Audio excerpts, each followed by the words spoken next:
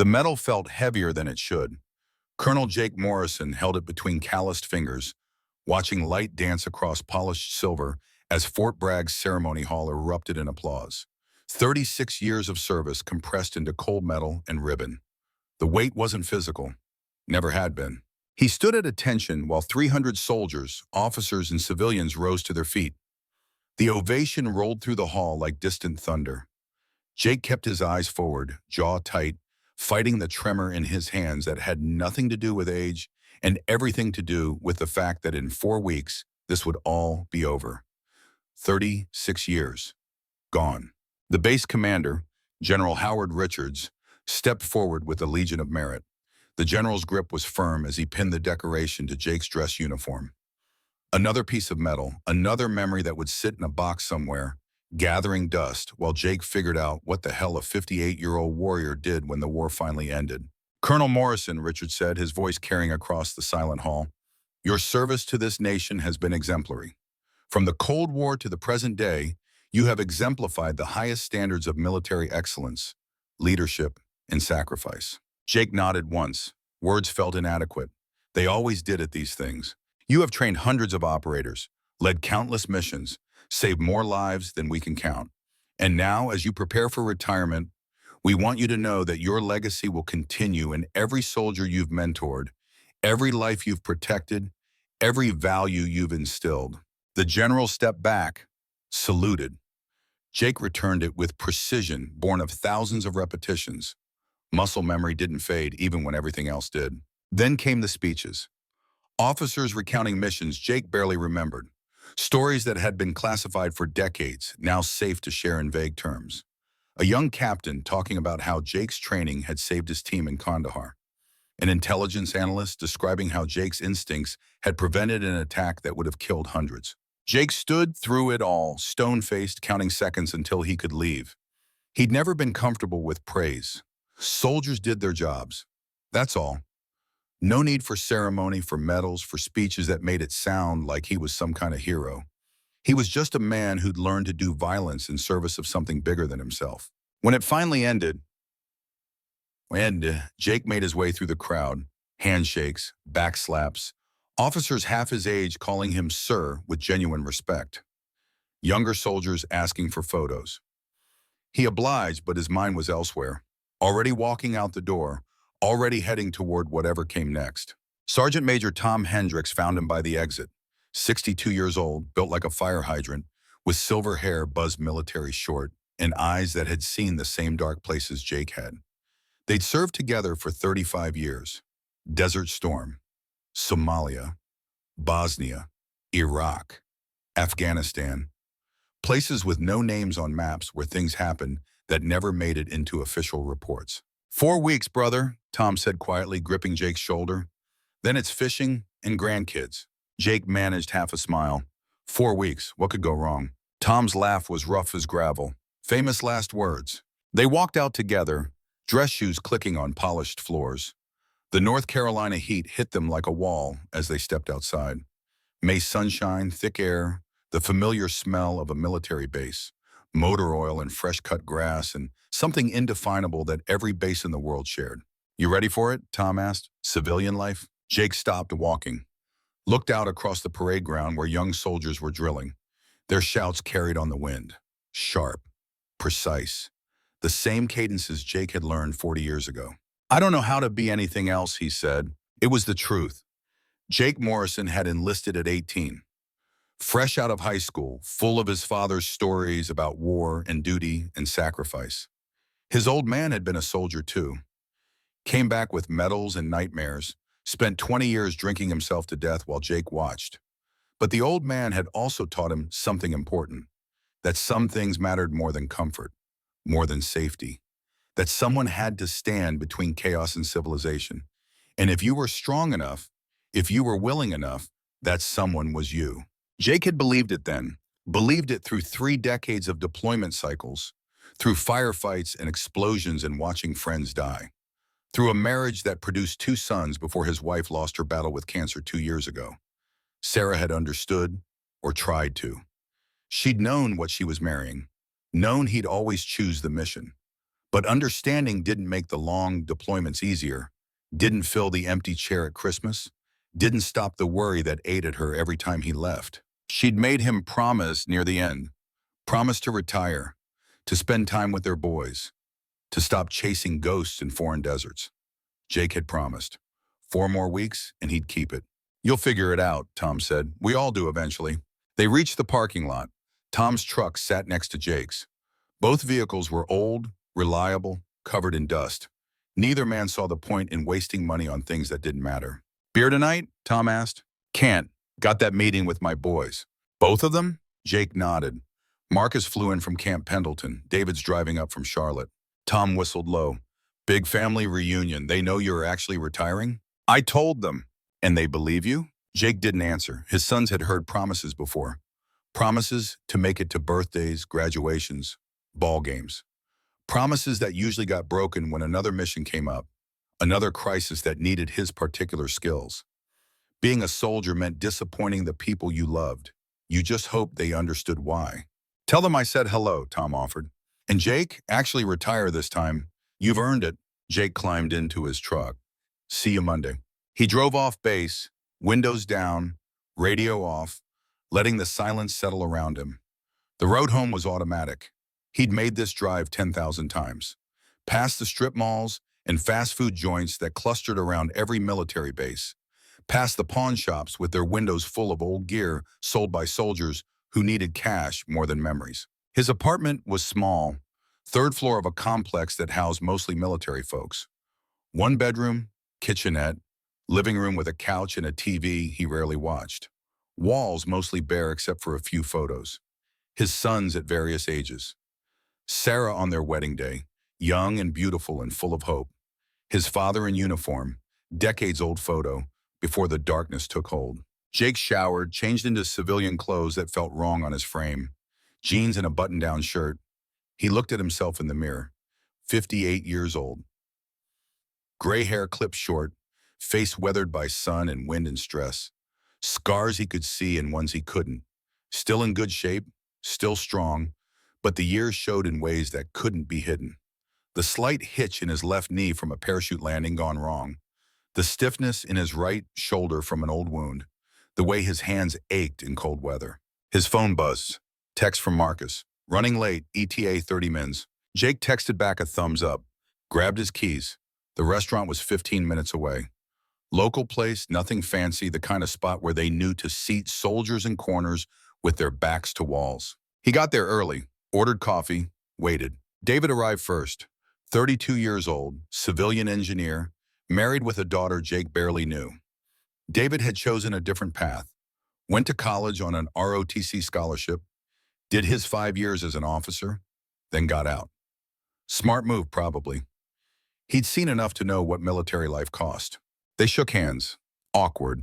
They'd never been huggers. Dad? Son, how's Christina? How's my granddaughter? Good. They're good. Emma's asking when you're going to visit. Guilt twisted in Jake's gut. Soon after I retire. David's expression said he'd heard that before. They sat in silence. Two men who shared blood and little else, divided by choices and distance and all the time Jake had spent being somewhere else. Marcus arrived 20 minutes later. 29 years old, Marine captain. All hard edges and intensity. He looked like Jake had at that age. Same build, same way of moving, same eyes that never stopped scanning for threats. He was still in uniform, must have come straight from the base. Sir, Marcus said, standing at attention until Jake waved him down. Sit, you're not on duty. Marcus sat, ordered coffee. The three Morrison men sat around a table connected by name and genetics, separated by everything else. Jake cleared his throat. So I wanted you both here because I'm actually doing it this time. 4 weeks from now, I'm done, retired, no more deployments. David leaned back. We've heard this before. I mean it. You meant it last time too, and the time before that. Jake couldn't argue. He delayed retirement twice. Once for a mission that needed his expertise. Once because he wasn't ready, couldn't imagine himself as anything other than a soldier. Mom made you promise, Marcus said quietly. Before she died, you told her you'd retire. The words hit harder than they should have. Sarah's last months had been agony. Watching cancer consume someone you love, helpless to stop it. She'd been lucid almost to the end, had gripped his hand with surprising strength and made him swear. Swear to stop. Swear to spend time with their boys. Swear to find some kind of peace. I'm keeping that promise, Jake said. This time it's real. What will you do? David asked. You don't have hobbies? You don't have friends outside the military? What do 58-year-old retired colonels do all day? Good question. Jake had wondered the same thing during long nights in forward operating bases, lying awake while younger soldiers snored around him. What did you do when the thing that defined you disappeared? When your purpose evaporated? When you went from leading missions to leading nothing? Figure it out as I go, he said. Maybe buy that cabin in Montana your mother always wanted. Do some fishing, spend time with Emma, get to know my granddaughter. The words sounded hollow even to his own ears. He'd never been good at pretending. His phone buzzed. Jake glanced at the screen. Message from base. Urgent, report to JSOC briefing room 0700 tomorrow. He stared at the text. Tomorrow was Saturday. JSOC didn't hold Saturday briefings unless something had gone very wrong or was about to. David saw his expression. Work? Just a meeting. Dad, you're retiring in 4 weeks. I know. So tell them no. But Jake was already standing, already calculating. If JSOC was calling him in personally, it meant something big. Something that needed experience. His experience. I have to take this, he said. I'm sorry, I'll make it up to you both. He saw the disappointment in their faces, the resignation. They'd been through this dance before. Dad promising to be there, then vanishing when duty called. Dad choosing the mission over family. Again. Always. Sure, David said, his voice flat. Of course you do. Marcus said nothing. Just watched Jake with those intense eyes, judgment and understanding mixed in equal measure. He knew what it was like. The pull. The sense that the mission mattered more than comfort or convenience or keeping promises to people you loved. Jake left cash on this table. More than enough to cover the bill and tip. He walked out into the parking lot, climbed into his truck, and sat there for a long moment with his hands on the wheel. 4 weeks from retirement, and they were calling him in.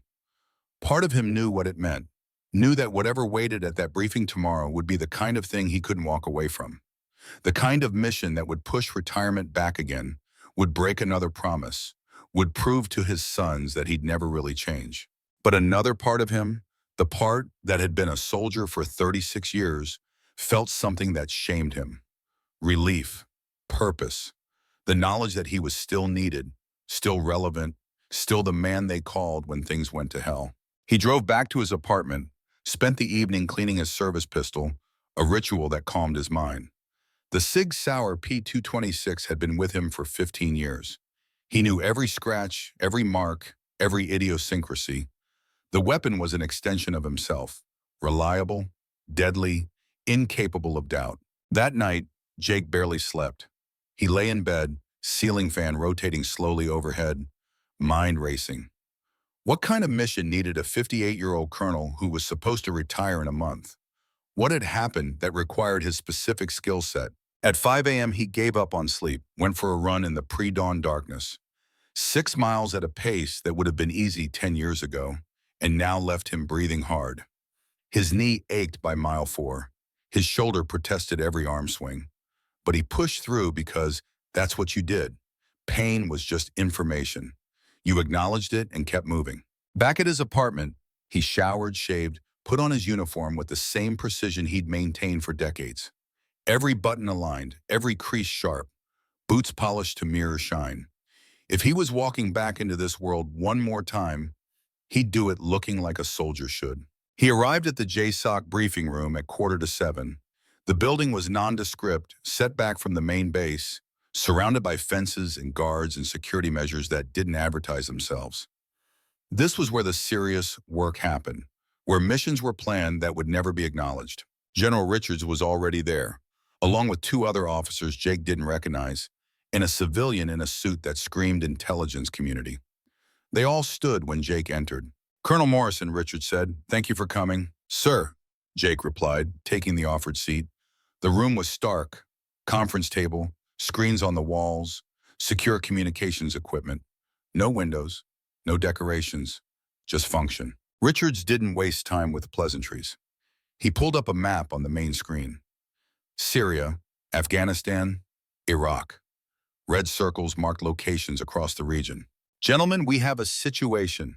4 days ago, a chemical weapons facility in southern Syria was raided.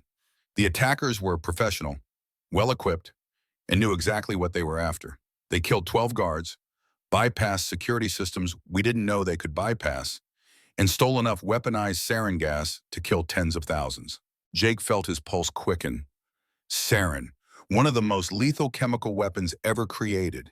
Invisible, odorless, drops on your shin and you died within minutes, choking and convulsing and drowning in your own fluids. Intelligence suggests the raid was conducted by an international terrorist network led by this man. Richards clicked to a new image. Jake's breath caught in his throat. The face on the screen was older, grayer, more weathered. But Jake would have recognized it anywhere. Sharp cheekbones, cold blue eyes, a scar running from left temple to jaw. Victor Constantine. You know him, Richards said. It wasn't a question. Jake's mouth had gone dry. I thought he was dead. So did we. Apparently we were wrong. The civilian leaned forward. Colonel, your file indicates you encountered Constantine in the 80s during classified operations. What can you tell us? Jake forced himself to breathe slowly. Memories flooded back. Afghanistan, 1985. He'd been 23 years old, a newly minted lieutenant leading a CIA-backed operation against Soviet forces. They'd hit a supply convoy. The fighting had been vicious, close quarters, no mercy. When it was over, Jake had found a Soviet Spetsnaz captain named Victor Constantine standing over the body of Jake's sergeant, rifle raised. They'd fought hand-to-hand in the burning wreckage of a truck. Both young, both certain they were doing the right thing. Jake had won. Barely. Left Constantine for dead in the desert. Apparently he'd survived. He's Spetsnaz, Jake said, his voice rough. Or was, elite Soviet special forces, smart, ruthless. If he's behind this, it's not random. He's been planning it for years. Richards nodded. Intelligence confirms. Constantine has been building this network since the Soviet Union collapsed. Former military, disillusioned operatives from a dozen countries. He's well-funded, well-trained, and according to intercepts, he has a specific target in mind. What target? Richards pulled up another image. Major American city, Jake's hometown, where his son David lived, where his granddaughter went to school. Ice water flooded Jake's veins. We believe Constantine plans to deploy the sarin in a densely populated area. Casualties could reach 6 figures. It would be the worst terrorist attack in American history. The room felt smaller. Jake's hands gripped the table edge, knuckles white. Timeline? He asked. Unknown, but chatter suggests days, maybe a week. We're mobilizing every asset. FBI, DHS, CIA, you name it. But Jake, Richards met his eyes. There's something else, something we need you to understand before you decide whether to be part of this. The general pulled up a final image, a video still, blurry, taken from what looked like a security camera. It showed Constantine standing in front of a map, pointing to locations, briefing his men. Then Richards played audio. The quality was poor, filled with static, but the words were clear enough. Constantine's voice, speaking in English with a thick Russian accent. Tell Colonel Morrison I am waiting. Tell Ironside it is time we finish what we started. Warrior to warrior, this is personal. The silence in the room stretched like razor wire. He wants you specifically, Richards said. He's been tracking your career. He knows you're about to retire, and he's planned this operation to draw you out. Jake sat back, his mind raced, processing implications, tactical considerations, the sheer scope of what Constantine was doing. This wasn't just terrorism, this was revenge. Delayed 40 years, but no less intense for the wait. It's a trap, Jake said. Obviously, he wants me to come after him. Yes, and if I don't? Richards' expression was grim. Then thousands of Americans die, your hometown gets turned into a graveyard, and Constantine escapes to plan his next attack. Jake looked at the faces around the table. They were all watching him, waiting. They needed an answer. Needed him to make a choice that shouldn't have been his to make. He was 4 weeks from retirement, 4 weeks from keeping his promise to his dead wife, from spending time with his sons, from finally stepping away from this life. But if he walked away now, people would die. His son's city would burn. His granddaughter would breathe poison and die screaming, all because Jake Morrison chose comfort over duty. The choice wasn't really a choice at all. It never had been. What do you need from me? Jake asked. Richards slid a folder across the table. We're assembling a team. Small, specialized, Operators with experience going up against adversaries like Constantine, you'd lead them. Track him down, stop him before he deploys the weapon. Rules of engagement? Whatever it takes. This is off the books, completely black. If you get caught, if this goes sideways, there's no backup, no acknowledgement, no rescue. You'll be ghosts. Jake opened the folder. Mission parameters, target profiles, equipment lists, satellite imagery of locations in Syria where Constantine was believed to be operating. It was thin, too thin. They were asking him to go after one of the most dangerous men alive with incomplete intelligence and no safety net. It was suicide. It was exactly the kind of mission Jake had spent his career preparing for. I need to pick my own team, he said, within reason. And I need authorization to bring in outside contractors if necessary. Approved. Jake stood. The other men stood with him. Richards offered his hand. Jake shook it, feeling the weight of what he'd just agreed to settle onto his shoulders like familiar armor. How long do I have to assemble the team? 48 hours, wheels up Monday morning.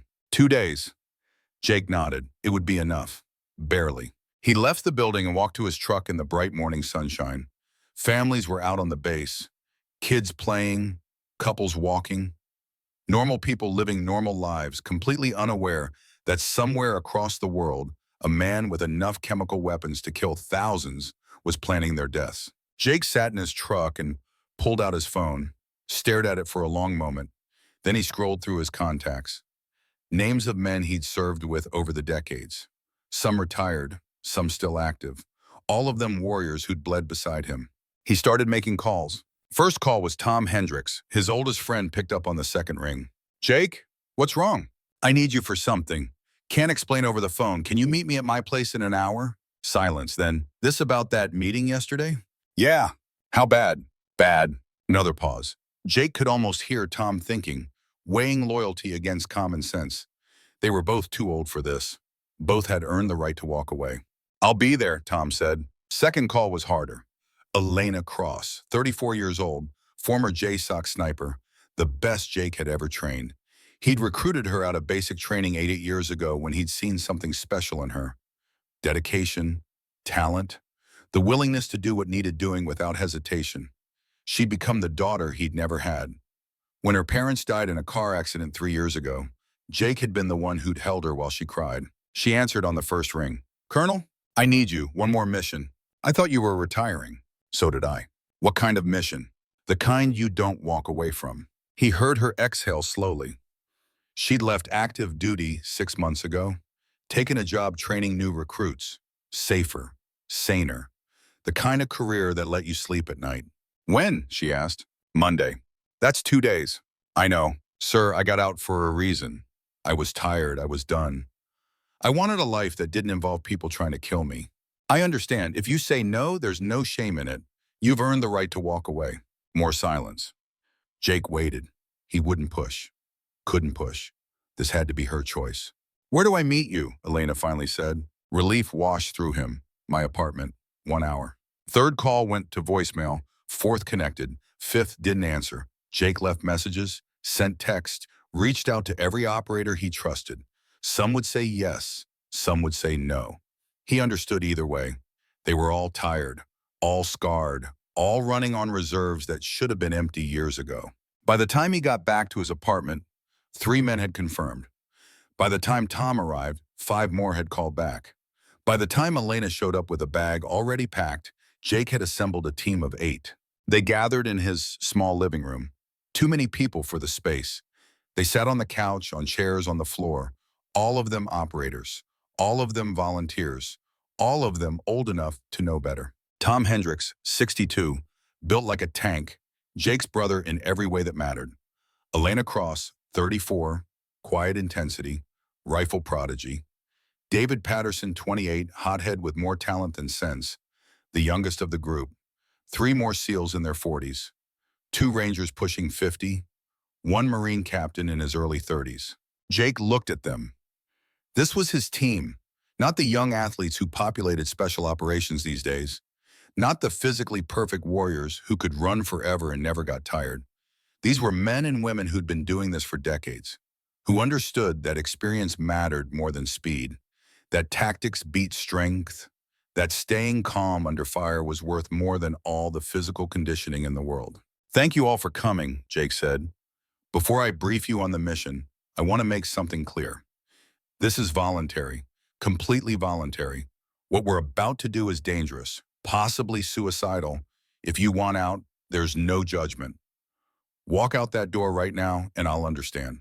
Nobody moved. Jake pulled up the mission files on his laptop, projected them onto the wall, showed them Constantine's face, the stolen chemical weapons, the intercepted communications, the target city. He told them everything, didn't sugarcoat it, didn't minimize the danger. These were professionals. They deserved the truth.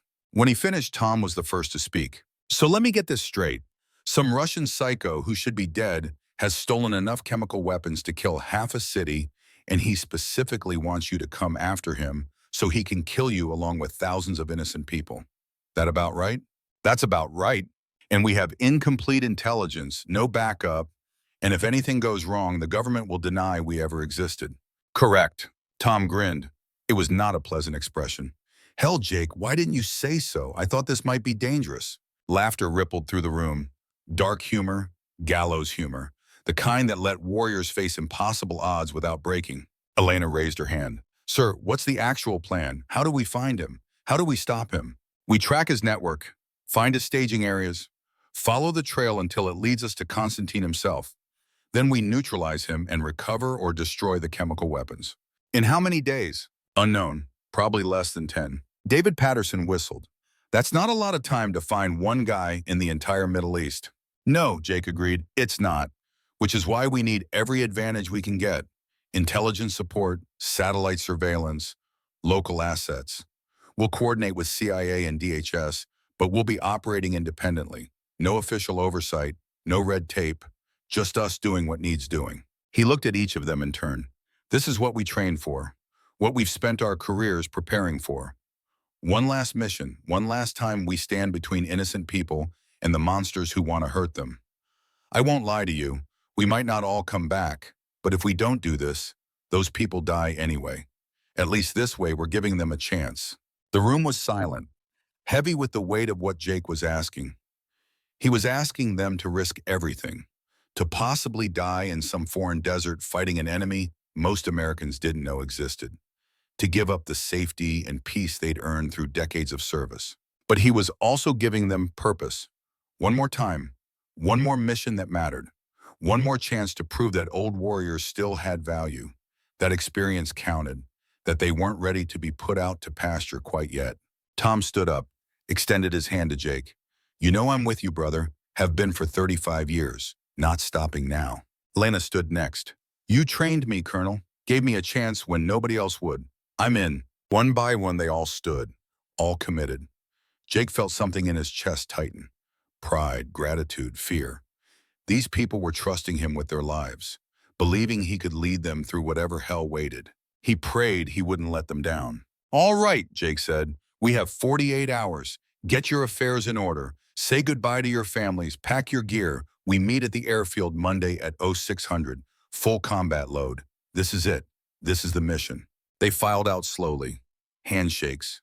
Quiet words. The kind of goodbye warriors gave each other when they knew it might be the last time. Jake stood at his door watching them leave, feeling the weight of command settle onto his shoulders like it had 1,000 times before. Only Tom and Elena remain. You should call your boys, Tom said quietly. They deserve to know you're deploying again. Jake shook his head. What would I tell them? That I'm breaking my promise again? That the mission comes first? That I'm choosing this over them? You're not choosing this over them. You're doing this to protect them. David lives in that city. Your granddaughter lives there. If Constantine succeeds, they die. They don't see it that way. All they see is their father leaving again. Choosing duty over family. Again. Elena touched his arm. Sir, Tom's right. You need to tell them. They'll understand. Will they? Jake met her eyes. Would you? She didn't answer. Couldn't answer. They both knew the truth. Military families never really understood. They tried. They supported. But they couldn't comprehend why someone would choose danger over safety, deployment over home, mission over family. After Tom and Elena left, Jake sat alone in his apartment. The silence pressed down like physical weight. He pulled out his phone, stared at his son's contact information, put the phone away, pulled it out again. Finally, he called Marcus, his Marine son, the one who might understand. Dad? I'm deploying Monday, emergency mission, can't give you details. Silence on the other end. Then, you said you were retiring. Something came up. Something always comes up. Marcus, this is important. It's always important, Dad. Every mission is the one you can't walk away from. Every deployment is the one that needs you specifically. This one is different. How? How is this one different from all the others? Jake wanted to explain, wanted to tell his son about Constantine, about the chemical weapons, about the target city being Marcus's brother's home. But the mission was classified. He couldn't share operational details. Couldn't make Marcus understand why this mattered more than retirement, more than promises, more than family. I can't explain, Jake said, but I need you to trust me. This matters. Trust you? Marcus's laugh was bitter. Dad, I've been trusting you my whole life. Trusting you to show up to birthdays and you didn't. Trusting you to be there for Mom when she was dying and you were deployed. Trusting you to finally retire and spend time with us. And every time, you choose the mission. That's not fair. No? Then tell me this. When was the last time you chose us over your career? When was the last time you said no to a deployment because your family needed you? Jake had no answer, because Marcus was right. He'd spent 36 years putting the mission first, telling himself it was for their safety, for their future, for some greater good. But the truth was simpler and uglier. He was a soldier. Being a soldier was all he knew how to be. Everything else, fatherhood, husband, civilian, those were roles he played when the mission allowed, but they were never his priority. I'm sorry, Jake said. I know you are. You're always sorry, but sorry doesn't change anything. Go on your mission, Dad. Do what you have to do, but don't expect us to keep waiting for you to finally show up. Marcus hung up. Jake sat in the darkness, phone in his hand, feeling something crack inside his chest. His son was right. His choices had consequences. Decades of putting duty first had cost him his family. His wife had died while he was overseas. His sons barely knew him. His granddaughter called him the man in the pictures. He'd sacrificed everything for his career, for the mission, for the belief that what he did mattered more than comfort or relationships or being there for the people he loved. And now, at 58, 4 weeks from retirement, he was doing it again. One more time, one more mission, one more choice to leave instead of stay. But this time was different. This time, he wasn't just protecting strangers. He was protecting David's city. Emma's school, the place where his family lived and breathed and went about their normal lives, unaware that death was coming for them. This time, walking away would mean watching them die. So Jake did what he'd always done. He pushed the guilt down deep, locked away the pain, became the soldier instead of the father, because being a soldier was easier. Being a soldier had clear rules, clear missions, clear definitions of success and failure. Being a father was harder.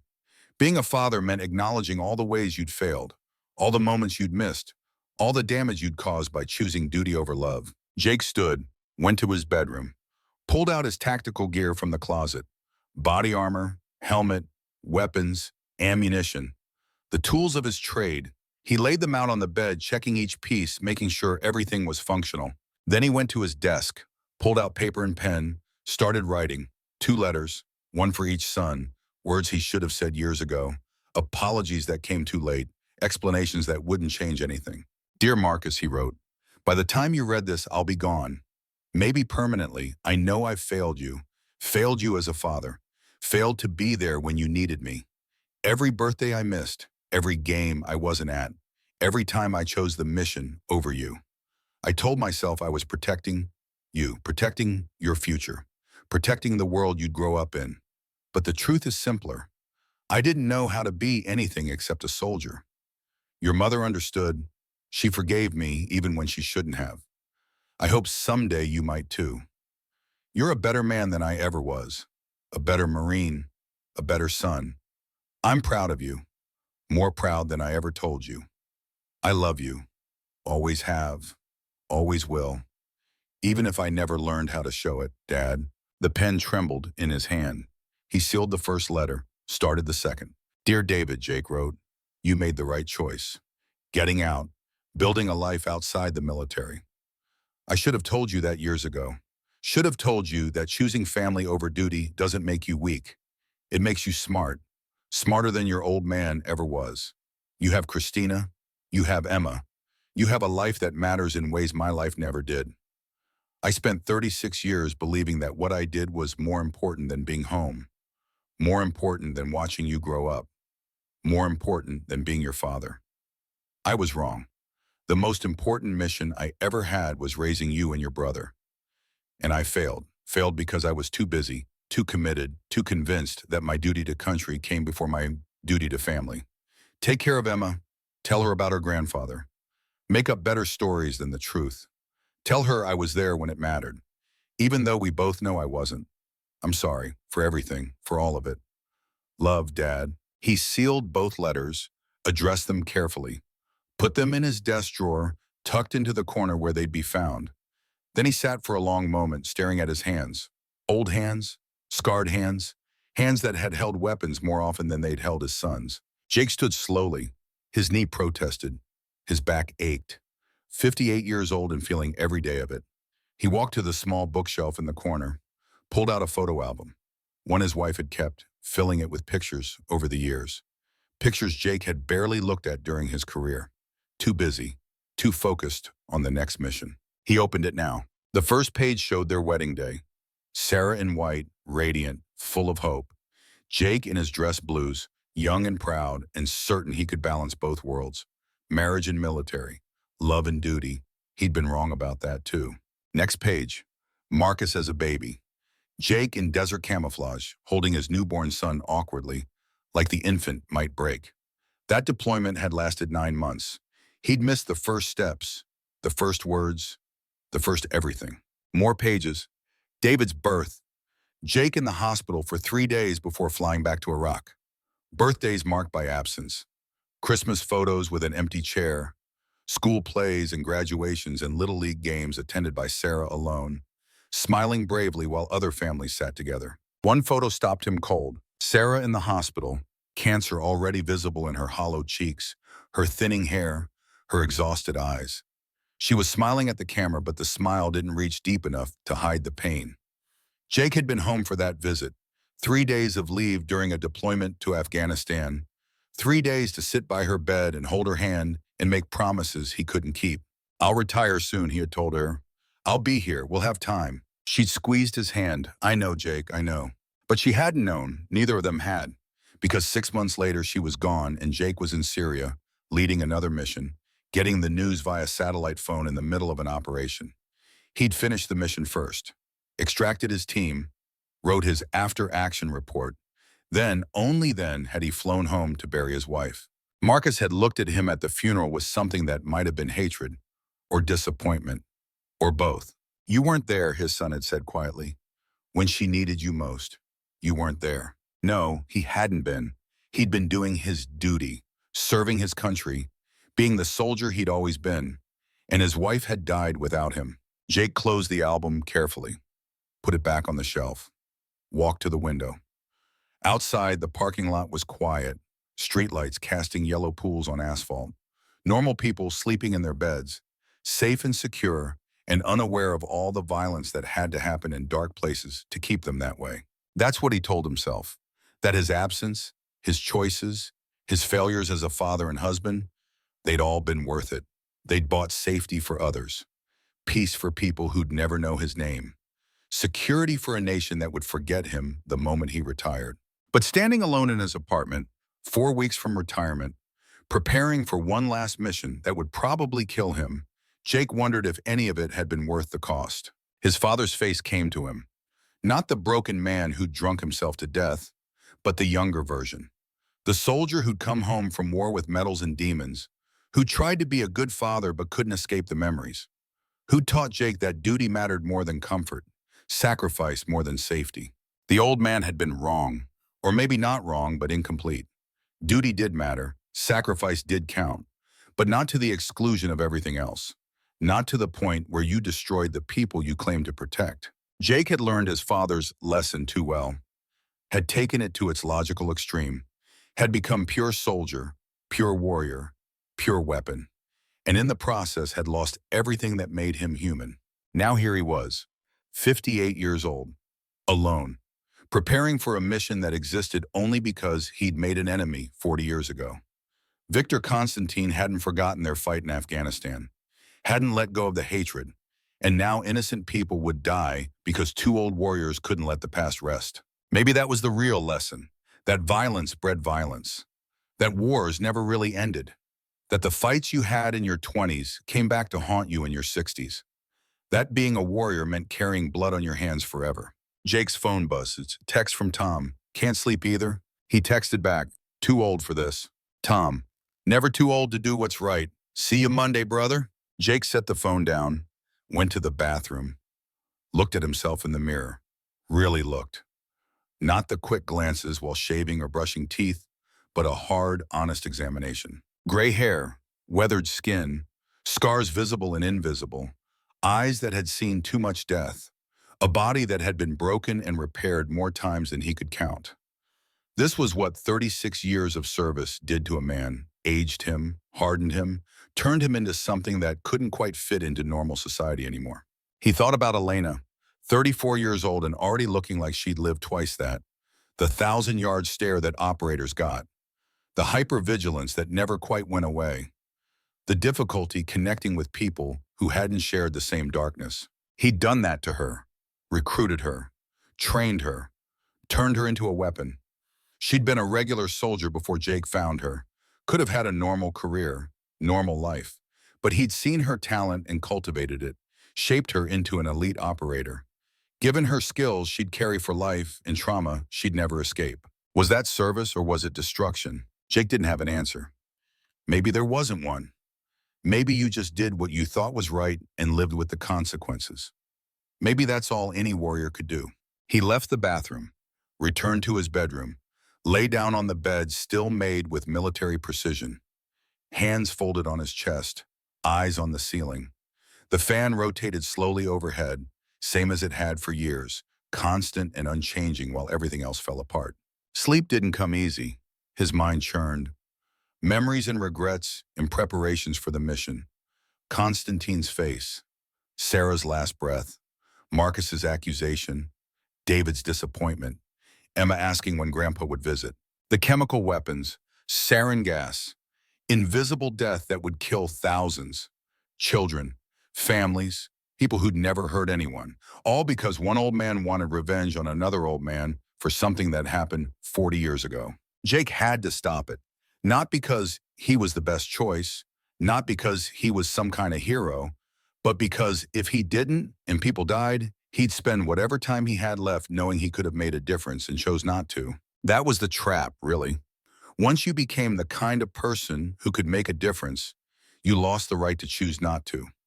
Every mission you walked away from was people who died because you weren't there. Every deployment you skipped was evil that went unchecked because you chose comfort over duty. His father had understood that trap, had lived in it, had eventually died from it. The weight of all the things you'd seen, all the things you'd done, all the people you couldn't save.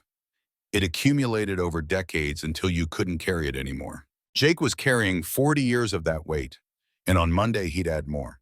But what choice did he have, really? His granddaughter was in that city, his son, thousands of innocent people going about their lives. If he could save them, if he had the skills and experience and willingness to face Constantine one more time, how could he not? That's what separated warriors from civilians. Civilians got to choose, got to prioritize family and comfort and safety. Warriors didn't. Warriors carried the burden so others didn't have to.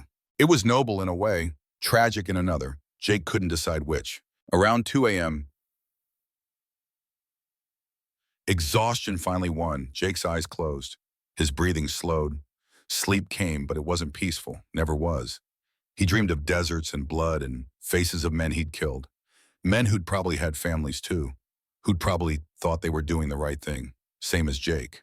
Wars didn't have heroes, just people trying to survive, trying to protect what they loved, trying to make sense of senseless violence. When his alarm went off at 5, Jake woke feeling older than his years. He lay still for a moment, gathering strength for what came next. Then he rose, made his bed, military corners, everything squared away. He dressed in civilian clothes, jeans, t-shirt, jacket to hide the pistol he'd carry from now until wheels up. Once you accepted a mission like this, you were always armed, always aware, always preparing for the fight that was coming. Jake made coffee, strong and black, sat at his small kitchen table while dawn broke outside. Sunday morning, churches would be filling soon, families gathering, normal people living normal lives. He wasn't normal. Hadn't been for decades, maybe never had been. His phone buzzed. Message from Elena. Ready when you are, Colonel. Jake smiled despite himself. She was always ready, always reliable. He'd trained her well, maybe too well, but she'd made her choice, same as him. Some people were built for this life, couldn't escape it even when they tried. Another message, Tom. Breakfast? Might be our last good meal for a while. Jake checked his watch. He had time. He texted back an address. Local diner, the kind of place that served food that'd kill you eventually but tasted good going down. He grabbed his keys, locked his apartment, took the stairs instead of the elevator. Old habit, always know your exits, always stay aware, always assume someone's watching. The morning air was cool, spring turning to summer, birds singing, the world waking up. Beautiful in a way Jake rarely noticed anymore. He'd spent so many years focused on threats, on danger, on the next mission, that he'd forgotten to see beauty. Sarah had tried to teach him. Look at the sunset, Jake. Look at the ocean. Look at our sons smiling. But he'd always been distracted, always thinking about briefings or training or the deployment coming up. Now she was gone, and he'd trade every mission, every medal, every accomplishment for one more day where he actually paid attention, where he saw what she'd been trying to show him all along. But you didn't get do-overs, didn't get second chances. You lived with your choices and hoped they meant something in the end. Jake climbed into his truck, started the engine, drove toward the diner where Tom would be waiting, where they'd share breakfast and talk about the mission and pretend they weren't scared. Because that's what warriors did. They faced impossible odds with dark humor and grim determination and the hope that this time, maybe, they'd all make it back. The medal on his dresser caught morning light through the window. Legion of Merit, 36 years of service, 4 weeks from retirement, one last patrol. The C-17 Globemaster shuddered through turbulence at 30,000 feet.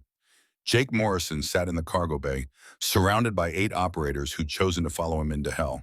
The red jump lights cast everything in blood tones. Equipment checks, weapons maintenance, the quiet rituals warriors performed before walking into death. Tom Hendricks sat across from him, 62 years old and looking like he could still bench press a small car.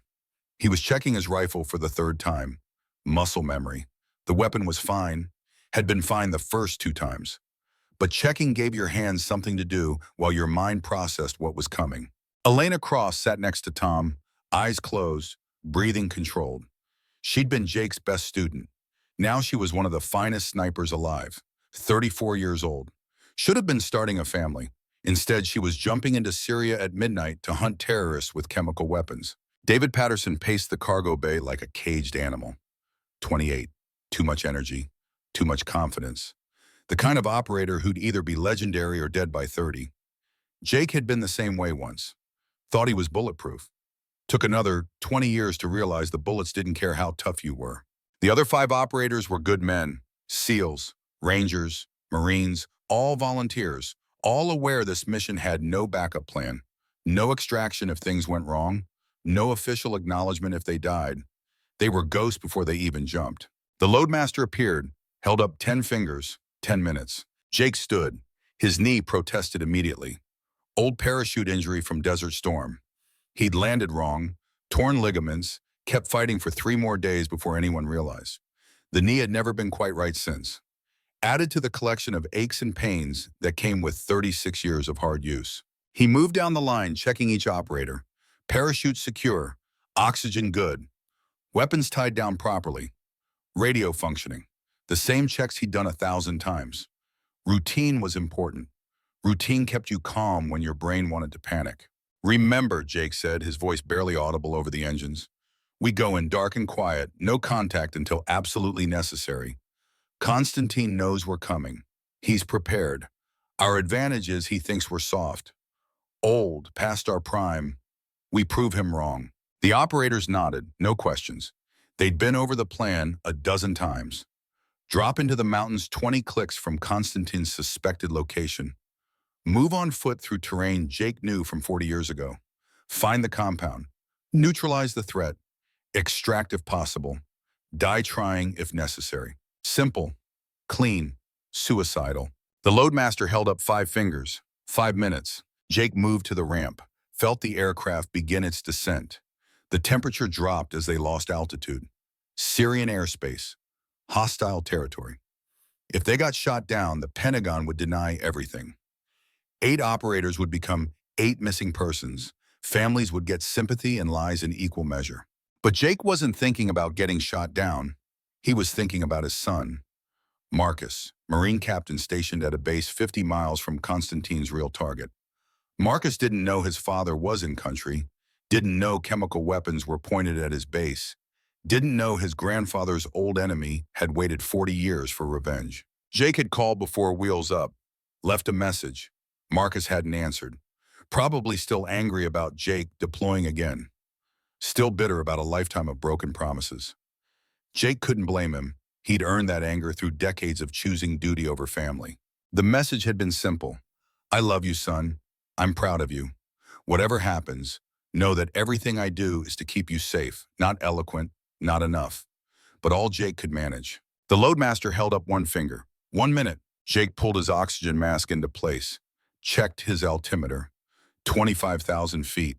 High altitude, low opening jump. Halo. They'd free fall through darkness. Open chutes at 3,000 feet, land in the mountains like whispers, if everything went right. In Jake's experience, nothing ever went completely right. The ramp lowered, wind screamed into the cargo bay, temperature plummeted. Below, darkness, no lights, no civilization, just mountains and desert and the kind of emptiness that made you feel very small. The loadmaster pointed, go. Jake stepped into nothing. The fall was freedom. 4 seconds of pure physics where rank didn't matter, age didn't matter, nothing mattered except gravity and wind and the ground rushing up to kill you. Jake spread his arms and legs, stabilized, checked his altimeter. 23,000 feet, falling at terminal velocity, 120 miles per hour toward Earth. The night sky above Syria was clear. Stars scattered across darkness like shattered glass. Jake had jumped from aircraft hundreds of times, but never stopped feeling that moment of absolute clarity. That second when you committed to the fall and everything else fell away. No command decisions, no moral weight, no past or future, just present, just falling. The cold cut through his flight suit. -40 degrees at altitude. Ice crystals formed on his goggles. His breath came in controlled measures through the oxygen mask. Below, the landscape spread out in shades of black and gray. Mountains like teeth, valleys like wounds, the same terrain where he'd fought 4 decades ago when the world was younger, and so was he. Around him, 8 dark shapes fell in formation. Professional, disciplined, following Jake into the void because they trusted him, because he'd earned that trust over decades, because warriors followed warriors, and Jake Morrison had proven himself worthy 1,000 times. He could see Tom to his left, falling perfectly stable. The man had done this so many times it was automatic. Muscle memory carved into his nervous system through repetition and necessity. Elena to his right, smaller profile, falling like a bird, natural. Some people were meant for this. She was one of them. Below them, David tumbled once, corrected, still learning, still young enough to make mistakes and survive them. Jake watched to make sure the kid stabilized. He did. Good. They'd need everyone functional for what came next. 15,000 feet. The altimeter numbers spun down. Jake's ears popped as pressure changed. His thoughts drifted, despite his efforts to stay focused. Thought about the last time he'd been in Syrian airspace. 1985, Reagan was president. The Cold War was hot in proxy conflicts. Jake had been a lieutenant leading a team to interdict Soviet supply lines. The mission that had put him face-to-face with Victor Constantine. He remembered the firefight in perfect detail. The way morning light had painted the desert gold. The sound of AK-47s chattering. The smell of cordite and burning fuel. The moment he'd stood over Constantine's son, 18-year-old kid named Yuri, who'd been trying to kill Jake's sergeant. Jake had pulled the trigger, Center mass, 2 rounds. The kid had gone down. Constantine had screamed, charged. They'd fought hand to hand in the wreckage until Jake managed to choke him unconscious, left him for dead in the sand. Should have confirmed the kill, should have put 2 in his head, but Jake had been 23 and still believed in honor. Still thought warriors showed mercy when they could. 40 years later, that mercy had come back wearing a bomb vest aimed at Jake's family. 10,000 feet, getting closer. The ground resolved into features, ridge lines, valleys, the ghost of roads carved by people who'd lived here for millennia. Syria, cradle of civilization, graveyard of empires. Another place where young men came to kill each other over ideas and ideologies that would be forgotten in generations. 5,000 feet, Jake's hand moved to his ripcord, checked altitude, checked position. They were slightly off target. Wind had pushed them west. He'd need to compensate on the glide down. Use the parachute to angle back toward the landing zone. 3,000 feet, now. Jake pulled his ripcord. The parachute deployed with familiar violence, jerking him upright, slowing his descent from terminal velocity to something survivable. The straps bit into his shoulders. His harness creaked. For a second, he hung suspended between earth and sky, caught in that moment of transition from falling to flying. He grabbed the toggles, steered toward the landing zone, a valley between 2 ridges. No roads, no villages, just rocks and scrub and silence. The kind of place where you could die and nobody would find your body for decades. Around him, 7 more parachutes deployed, 8 dark flowers blooming in darkness. Beautiful in a way that had nothing to do with beauty and everything to do with precision. Everyone was up, everyone was functioning. First hurdle cleared. Jake focused on his landing, picked his spot, aimed for flat ground between boulders, pulled down on his toggles at the last second to break his descent. His feet hit earth harder than they should have. His knees absorbed the impact, but his left knee, the bad one, buckled. Pain shot up his leg like lightning, white hot, blinding. He went down, rolled, came up on his feet through sheer stubbornness, couldn't show weakness, not in front of the team. Leaders didn't limp, leaders didn't grimace. Leaders acted like everything was fine, even when their knee felt like someone had driven a railroad spike through it. He collapsed his chute, bundled it, buried it under rocks. The others landed around him. Tom hit and rolled like he was 30 instead of 62. Elena touched down silent as shadow. David came in hot, stumbled, caught himself. The other 5 operators landed clean. Quick, efficient, no casualties, small mercy. Tom reached him first, gave a thumbs up. Jake returned it, watched as Tom's eyes flicked to Jake's knee, to the way he was holding his weight slightly off it, then back to Jake's face, a question without words. Jake shook his head fractionally. I'm fine, don't ask. Tom nodded, message received. They'd been doing this dance for 3 decades. Tom knew when to push and when to let Jake pretend he wasn't hurting. Tom reached him first, gave a thumbs up. Elena appeared, already scanning with her rifle scope. David materialized from shadows, grinning like this was the best day of his life. The others formed a perimeter. Jake checked his GPS. 20 kilometers northeast to suspected compound. Through mountain passes he'd last navigated in 1985 when he'd been a lieutenant with more courage than sense. The terrain hadn't changed. Rock is still sharp, slopes still steep, altitude still thin enough to make you work for every breath. But Jake had changed. 58 years old, carrying 80 pounds of gear. Knee already aching, shoulder tight, back protesting. He pulled out a water bottle, took a long drink, let the cold reality settle over him. This was going to hurt. Move out, he said quietly. Combat interval, night vision, silence protocol. They moved like ghosts through the darkness. Jake took point. Old habit, leaders led from front. You didn't send men into danger you wouldn't face yourself. Tom brought up rear, watching their 6. Elena ranged ahead, finding routes, checking for threats. The mountains rose around them, ancient stone carved by wind and time into shapes that looked almost deliberate. Towers and walls and passages that had seen empires rise and fall. Jake had been here in the 80s, fighting a different war. Younger then, stronger, but not smarter. Wisdom came with age and scars. Every step was agony. His knee felt like it was grinding bone on bone, the kind of pain that made you want to stop, to rest, to give up. But Jake had learned long ago how to partition his mind, put the pain in a box, acknowledge it existed, then ignore it and keep moving. Warriors didn't quit because something hurt. They quit when they were dead. Until then, you moved. The terrain was exactly as he remembered. That ridge to the northeast where Soviet trucks had tried to escape. That valley where Jake's team had spent 3 days pinned down by sniper fire. That outcropping where his sergeant, a man named Williams, had died with a bullet through his throat while trying to radio for extraction. Jake had carried Williams' body 6 kilometers through hostile territory, refused to leave him behind. The old man had a wife and 3 kids back home, deserved better than a shallow grave in Afghan dirt. Jake had been 23. Williams had been 41. Ancient, Jake had thought then. Now Jake was 58 and understood. 41 wasn't ancient. It was just the beginning of understanding how little time you actually had. 2 hours into the march, David appeared beside him, moving with the easy confidence of youth, not breathing hard despite the altitude and pace. His gear sat comfortably on his frame. He hadn't learned yet that equipment got heavier the longer you carried it, that mountains got steeper. That age caught everyone eventually. "Sir," he whispered, "how do you know this area?" Jake kept walking, didn't break stride, each step measured, conserving energy. 40 years of experience told him they had a long way to go and his body wouldn't last if he burned out early. "I bled here 40 years ago, you don't forget that." "What happened?" Jake was quiet for a moment. Memories surfaced unwanted.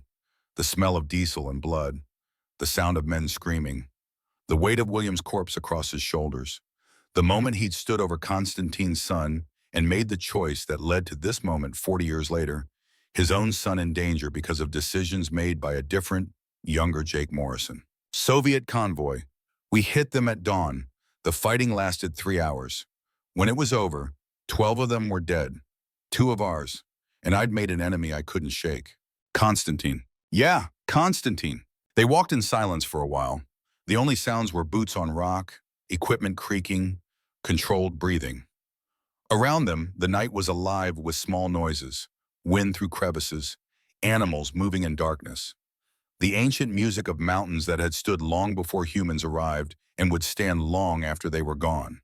"What was he like back then?" David finally asked. Jake considered, remembered a younger Victor Constantine, 31 years old, Spetsnaz captain, dedicated, ruthless, a believer in the Soviet system with the same intensity Jake believed in American ideals. 2 sides of the same coin. Warriors shaped by ideology and training to kill each other without question. "He was good," Jake said finally. "Really good. Smart. Tactical. I beat him that day, but only barely. Left him for dead in the desert. Should have made sure. Rookie mistake. You were young. Young and stupid. Thought killing his son would be the end of it. Didn't realize wars don't end. They just change shape. Hibernate. Come back 40 years later wearing different faces." His son? Jake nodded, felt the old guilt resurface. Yuri, 18 years old, barely old enough to shave, but old enough to carry a rifle. Old enough to try to kill my sergeant. I shot him. Center mass. He was dead before he hit the ground. Constantine went insane. Charged me. We fought hand to hand. I won. Left him alive because... Jake trailed off. Because why? Because I was young enough to believe in honor. Old enough to kill, but not old enough to understand that sometimes mercy is cruelty in disguise. I left him alive, and now, 40 years later, he's here for revenge. My son pays the price for my mercy. David absorbed that. They climbed higher, the air thinned, Jake's lungs worked harder, his knee was on fire now. Every step a reminder that bodies wore out. That time caught everyone eventually.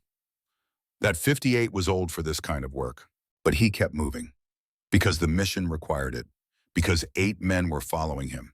Because somewhere ahead, his old enemy waited with chemical weapons pointed at Jake's son. 3 hours into the march, Elena appeared from the darkness. She moved like smoke, impossible to track. Jake had trained her, but sometimes he thought she'd surpassed him. Had talents he'd never possessed. The ability to become invisible, to read terrain like language, to sense threats before they materialized. "Village ahead," she said quietly. 2 clicks, no heat signatures. Either empty or they're hiding really well. Jake checked his map, compared it to memory. A village shouldn't be there. Not on any of the maps from '85. But 40 years changed geography. People moved, built, abandoned. Nothing stayed the same except the mountains. We go through it, Jake decided.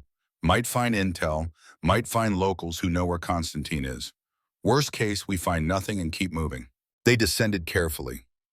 The village materialized from darkness like something from a ghost story.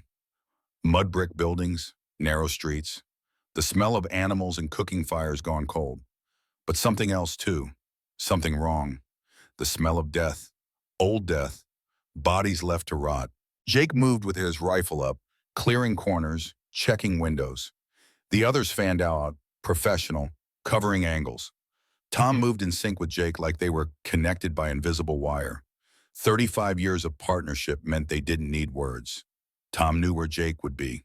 Jake knew where Tom would go. The village was empty. Not recently empty. Long empty. Weeks maybe.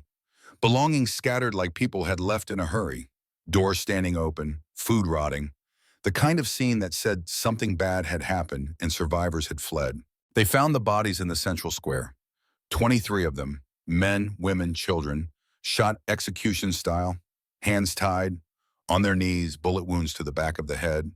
Efficient, professional, the kind of massacre that took planning and cold brutality. Jake stood over the bodies, felt something harden in his chest. This was Constantine's work. Control through terror, kill anyone who might report his presence. Standard tactics, but that didn't make it less evil. Didn't make the dead children any less dead. David came up beside him, saw the bodies. His face went pale. Despite his training, despite his experience, he was still young enough to be shocked by casual cruelty. Why, David asked, voice tight. They're civilians, non-combatants. Because Constantine learned the same lesson I did, Jake said quietly. Wars aren't won by being honorable. They're won by being more ruthless than your enemy. He killed them to send a message. To anyone who might help us. To anyone who might resist him. This is what happens. You die, your family dies. Everyone you love dies. That's not war, that's murder. War is murder, son. Sanctioned murder, organized murder, murder with flags and anthems and medals. But murder nonetheless. The only difference is who gets to write the after-action report. Tom joined them, looked at the bodies with eyes that had seen too many. We need to move. Being here doesn't help them. Doesn't help us. Jake nodded, but he took a moment, pulled out his camera, documented the massacre, took photos of faces, of wounds, of the brutal efficiency. Evidence. Proof. Constantine would answer for this.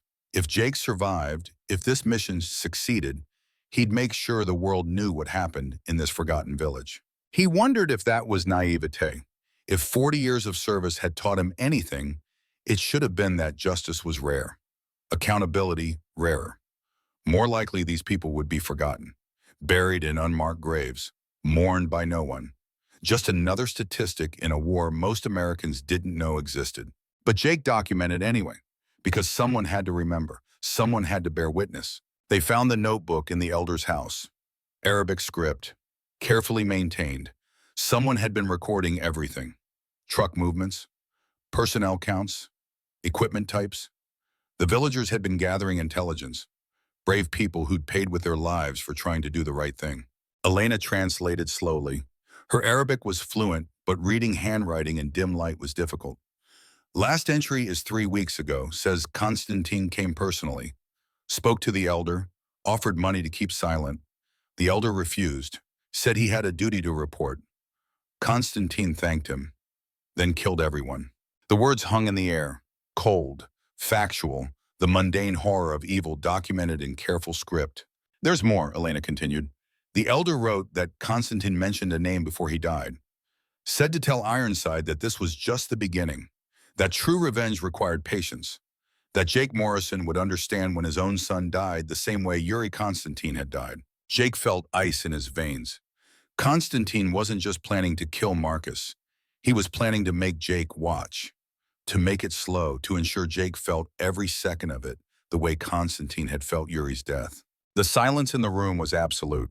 He knew we were coming, Tom said quietly, 3 weeks ago, before we even briefed the mission. He knew. Jake felt cold settle into his bones. Constantine hadn't just planned this operation. He'd planned Jake's response, had counted on Jake taking the bait, had prepared the battlefield knowing exactly how Jake would react. It was a trap. They all knew it, but knowing didn't change the calculus. Chemical weapons still existed. Jake's son was still in danger. The mission still had to be completed. "We keep moving," Jake said. "He wants me to come." "Fine, I'm coming, but we don't walk into ambushes blind. We adapt. We use his expectations against him." "How?" David asked. "He thinks I'm predictable, that I'll charge in direct, that age has made me cautious or reckless, one or the other. We show him neither. We show him what 40 years of experience looks like." They left the village as dawn threatened the eastern horizon. No time to rest. They had to reach the compound before daylight exposed them. 6 more clicks through increasingly hostile terrain. The mountains grew steeper. The path narrowed. Jake's knee was screaming now, but he gritted his teeth and pushed through. Pain was just information. You acknowledged it and kept moving. That's what warriors did. An hour later, the sky began to lighten. Gray dawn washing over ancient stone. They were exposed now, vulnerable. Jake picked up the pace despite his body's protests, had to reach cover before full light. That's when the first shot cracked across the valley. Jake hit the ground on instinct, heard the bullet snap past his head, heard the delayed report of the rifle. Single shot, precision, not spray and pray. A marksman. "Contact front," Tom called, calm, professional, like they were on a training range instead of being shot at. More shots. The team scattered, finding cover behind rocks. Jake crawled behind a boulder, pulled out his binoculars, scanned the ridgeline. There, muzzle flash, 400 meters. Elevated position, smart placement. But not smart enough. The shooter had given away his position with that first shot. Amateur mistake. Or maybe not. Maybe Constantine wanted them pinned down here. Wanted them burned out in the open. Jake keyed his radio. "Elena, you got eyes on that shooter?" "Affirmative, single target, 400 meters. Good position, but he's exposed to counter sniper fire." "Take him." Elena moved, fluid, graceful. Found her own elevated position, settled in. Jake watched through binoculars as she took 3 breaths, held the 4th, squeezed the trigger. The enemy shooter jerked, fell, didn't move again. But the damage was done. They were compromised. Constantine knew exactly where they were. More gunfire erupted, not single shots, full automatic, multiple positions. Jake counted quickly. 10, no, 15, 20, more. They were surrounded. "Ambush," Tom shouted, unnecessary. They all knew. This was textbook. Pin the enemy, flank them, destroy them. But Jake had been in enough ambushes to know the playbook, and he'd written parts of it. "Everyone hold position," he ordered. "Let them come. Conserve ammunition. Pick your targets. Make them pay for every meter." David appeared beside him, young face tight with adrenaline. "Sir, we should counterattack. Hit them before they flank us." "No, but sir, listen to me." Jake grabbed David's vest, pulled him close. "That's what they expect. Young operator thinking he can win through aggression. You charge out there, you die. We stay here. We force them to come to us. We use their momentum against them. That's how old bastards stay alive." Understanding dawned in David's eyes. He nodded, settled back. The enemy advanced. Jake could see them now. 30 fighters minimum, maybe 40. Professional movement, military training. Constantine had recruited well. These weren't militia. These were operators. Former special forces from Russia, Syria, Iran. Men who knew what they were doing. But they were making one mistake. They thought they had numbers advantage. Thought 8 Americans surrounded in the open were already dead. They didn't know about Jake's 40 years of experience. Didn't know Tom had survived 3 wars and knew every trick. Didn't know Elena could shoot the wings off a fly at 800 meters. Jake let them get closer. 200 meters, 150, 100. His team held fire. Discipline, patience, everything came down to timing. "Now," Jake said quietly. 8 rifles opened fire with precision. Not spray, not panic. Disciplined 3-round bursts. Each operator picking targets, dropping them, moving to the next. Jake watched through his scope. First target, center mass, drop him. Second target, moving right to left, lead him, drop him. Third target, behind rock. Wait, there, headshot, drop him. The enemy attack stalled, confused. They'd expected panicked Americans. Instead, they'd walked into a killing field created by operators who'd been doing this since before most of them were born. 10 enemy down in the first 30 seconds, another 5 in the next minute. The survivors realized their mistake, tried to pull back. Flank them, Jake ordered. Elena and Tom broke right. 2 other SEALs broke left. Classic pincer. The enemy had tried it on Jake's team. Now Jake returned the favor. Predator became prey. Hunter became hunted. The firefight lasted 12 minutes. When it ended, 23 enemy fighters lay dead. The rest had run. Jake's team had casualties. 2 wounded. Nothing life-threatening, but they couldn't continue the mission.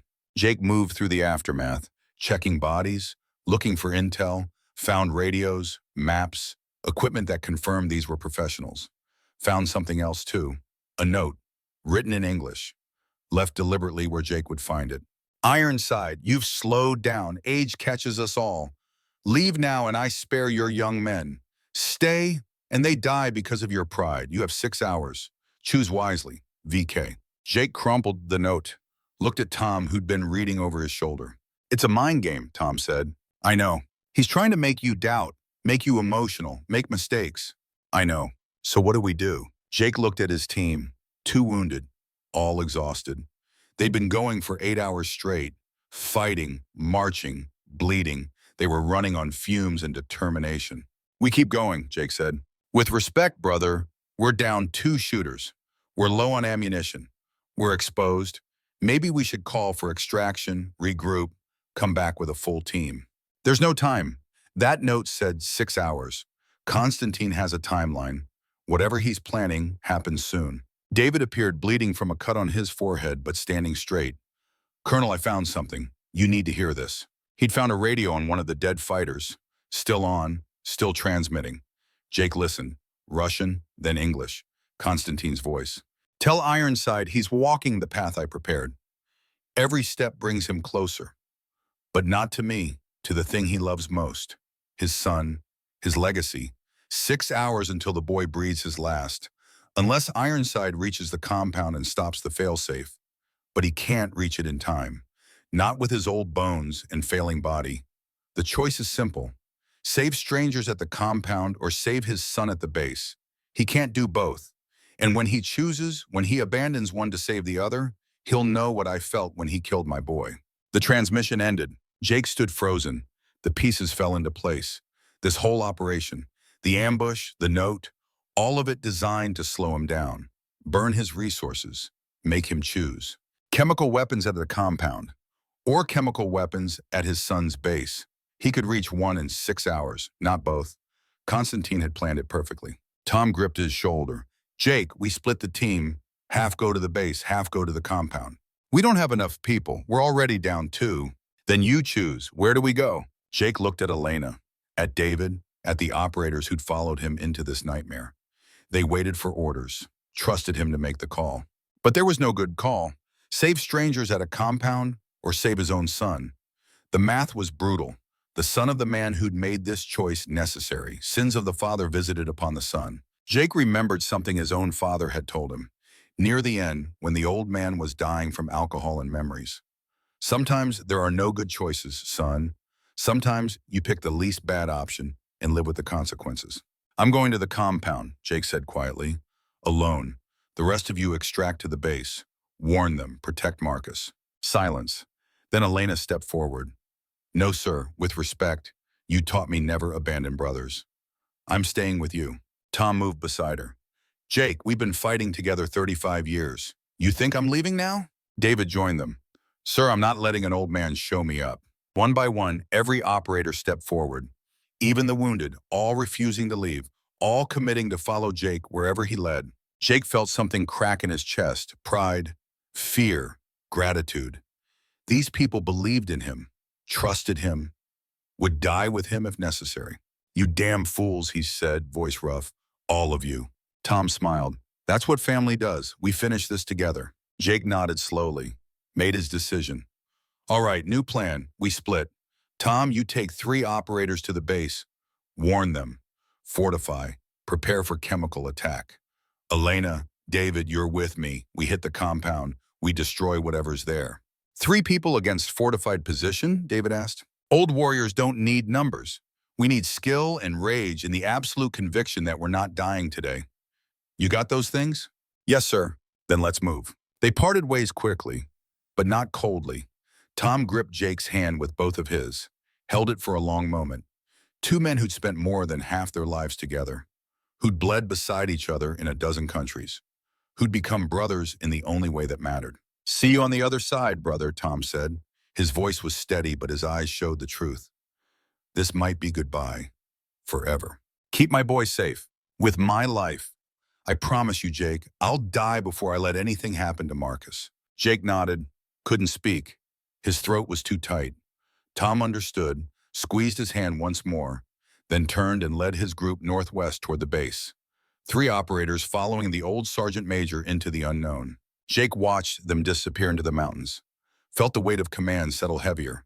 He'd just sent his best friend toward danger to protect his son. If Tom died, it was on Jake. If Marcus died, it was on Jake. If this whole mission collapsed, it was on Jake. But that was leadership. You made calls with incomplete information and lived with consequences.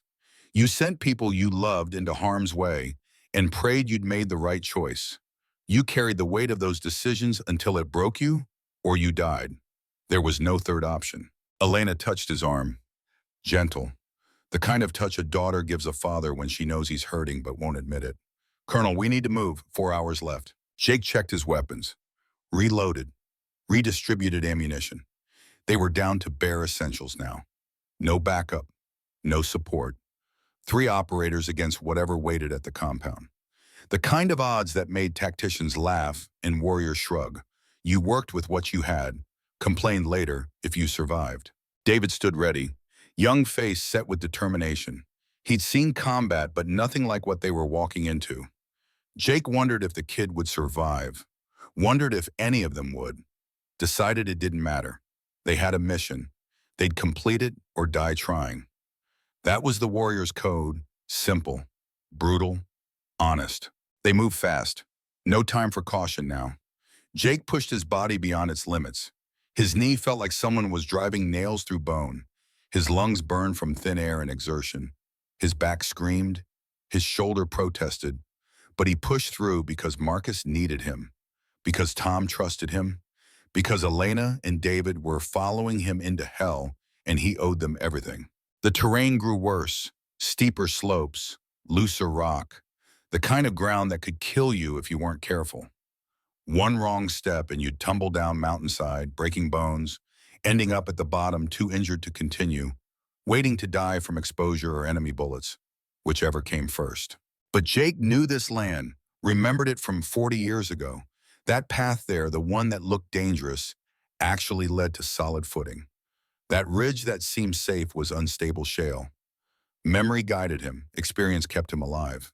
An hour into their push, Jake's radio crackled, faint, barely audible. Tom's voice. Jake, under, heavy, casualties, then static. Jake tried to respond, keyed his mic. Tom, say again, Tom. Nothing. The radio was dead or jammed, or Tom was dead and the radio had been destroyed. Jake didn't know which. Couldn't know. Could only keep moving forward and hope his friend was still breathing. Elena saw his face. Colonel, Tom's group is in contact. Can't reach them. The base? I don't know. They moved faster. Jake's body was failing now. His vision blurred from exhaustion. His hands shook.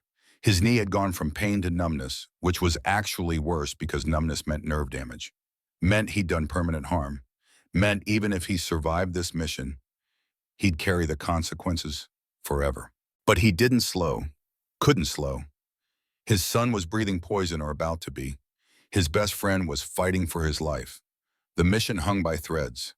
This was the moment when old warriors proved they still had value, when experience and will overcome youth and strength, when you showed the young ones what it meant to never quit. David struggled to keep pace. The kid was in better shape, but Jake's determination was inhuman. Driven by more than muscle, driven by guilt and love, and the terrible knowledge that failure meant watching everyone he cared about die. 2 hours later, they reached the ridgeline overlooking Constantine's compound. Jake pulled out binoculars, scanned the valley below. His blood ran cold. The compound was empty. No guards, no vehicles, no signs of life. Just buildings and silence. Doors hanging open. Equipment scattered. The appearance of hasty evacuation. But something was wrong. The wrongness sat in Jake's gut like ice. This wasn't evacuation. This was theater. Set dressing designed to draw him in. It was a decoy. All of it. A trap within a trap within a trap. Constantine had planned this operation with the precision of a man who'd spent 40 years thinking about nothing else. Every contingency covered. Every response predicted. Every weakness exploited. Elena saw it too. She'd been Jake's student, learned to read terrain, read situations, read the invisible signs that separated ambush from opportunity. "Sir, where's the real target?" Jake's mind raced, processed intel, reviewed everything they knew. Constantine's message, the timeline, the threats, oh God. He understood, finally, completely, the full scope of Constantine's revenge. There was no compound operation, no chemical weapons here, no fail-safe to disable. Just an empty building designed to draw Jake away from the real target, to split his forces, to ensure Jake made the wrong choice. His son's base, where Tom was fighting, where Marcus was breathing, where Jake wasn't. As if confirming his realization, Jake's radio crackled back to life. Tom's voice, panicked, desperate. Not the calm professional Jake had known for 35 years, but a man facing overwhelming odds and losing. "Jake, we're at the base. It's under attack, not soldiers. Civilians. Hundreds of them." Constantine released the chemical weapons in the city. Winds blowing toward the base. People are running here thinking we can save them. But they're already dead. Walking corpses. They don't know it yet. And when they die at our gates, when Marcus sees thousands of civilians dying because of choices his father made 40 years ago, that's when Constantine wins. That's the real revenge. Tom coughed. A wet sound. "Jake, the gas. It's here. We're sealing the base, but people are begging us to let them in. Children. Families. Marcus wants to open the gates. Wants to save them. But if we do, everyone dies. If we don't, he has to watch them die. Has to live knowing he chose his life over theirs." Another cough. Worse. "Jake, I'm sorry. I couldn't stop it. I tried. The transmission cut to static. Jake stood frozen. The radio fell from his numb fingers, clattered on rocks. For the first time in 36 years, Colonel Jake Morrison, veteran of a dozen wars, leader of hundreds of missions, had no idea what to do. Constantine had won. Not through superior tactics or better intelligence or more resources. He'd won by understanding Jake Morrison completely. By knowing that Jake would try to save everyone, would split his forces, would send his best friend to protect his son, would chase shadows while the real attack happened elsewhere. And now Marcus was trapped at a base watching thousands of civilians die from nerve gas, watching children collapse, watching families claw at gates begging for help that couldn't come. The trauma would destroy him. PTSD didn't begin to cover what witnessing that would do to a man's soul. Tom was dying, exposed to the gas while trying to organize defenses. Jake's best friend, the man who'd been beside him for 35 years, was choking to death on poison while Jake stood on a mountainside staring at an empty building. And Jake was 50 miles away. No vehicles, no extraction, no way to reach them before it was all over. David looked at him with young eyes that didn't understand yet. "Sir, what do we do?" Jake opened his mouth, closed it. For the first time in his career, he had no orders to give.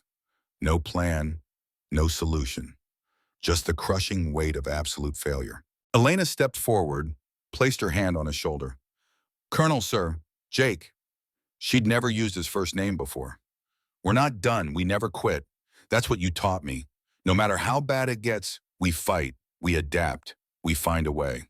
"There is no way," Jake said. His voice was hollow, empty. "I failed. I chose wrong. They're dying because of me." "No, they're dying because Constantine is evil. Because 40 years ago you fought for your country and did your duty. You're not responsible for his revenge. You're not responsible for what he's become. I killed his son. In combat. In war. That's not murder. That's survival." Elena's voice was fierce now, passionate. "Sir, you saved my life. You trained me. You gave me purpose. You're the best man I know, and best men don't give up. They find solutions, so think. What would you tell me if I was standing where you are? Jake looked at her, then at David. Two young warriors who still believed, who hadn't learned yet that sometimes you lose, sometimes evil wins, sometimes good men die for no reason. But they were right. Giving up wasn't an option, not while he still breathed, not while there was even 1% chance of making this right. Jake picked up his radio, tried Tom's frequency.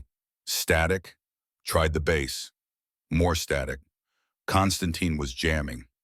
Of course he was. Another layer of planning. Another contingency. Jake thought, processed, reviewed everything he knew about chemical weapons, about sarin gas specifically, about dispersal patterns in wind and exposure times. Wait, the wind. Tom said wind was blowing gas toward the base, which meant the release point was upwind. And wind in this region, Jake remembered from 40 years ago, came from the northwest. Always northwest, consistent, reliable. If the gas was released northwest of the base, and Tom's team had come from the south, then the compound's not empty, Jake said suddenly. It's the release point. Constantine released the gas from here, then evacuated. We're standing at ground zero. David's face went pale. Sir, if this is where he released from, residual contamination is minimal. Sarin disperses quickly outdoors. If he released hours ago and wine blew it southeast, this area should be clear. Jake pulled out his hazmat detector, checked readings, clean. We're safe, but the equipment might still be here, the release mechanism. If I can find it, if I can understand how he did it, maybe I can help the base create countermeasures.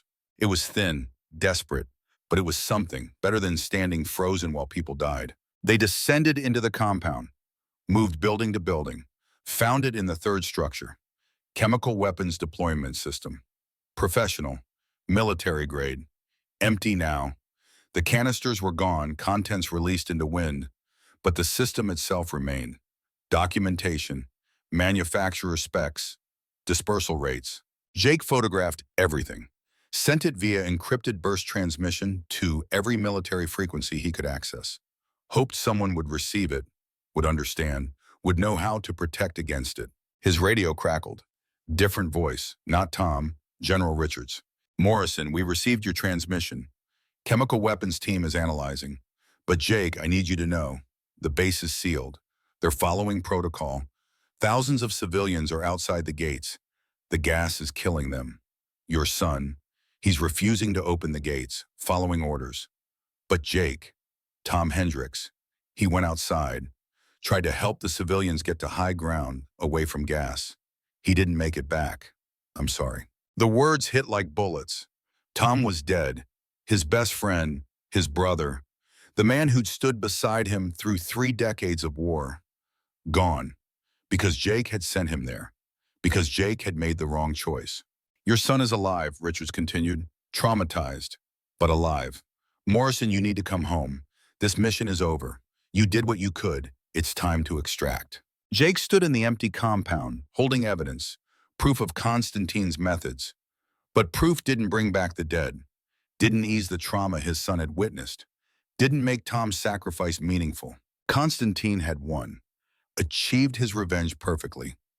Jake's son alive but broken. Jake's best friend dead. Thousands of civilians killed.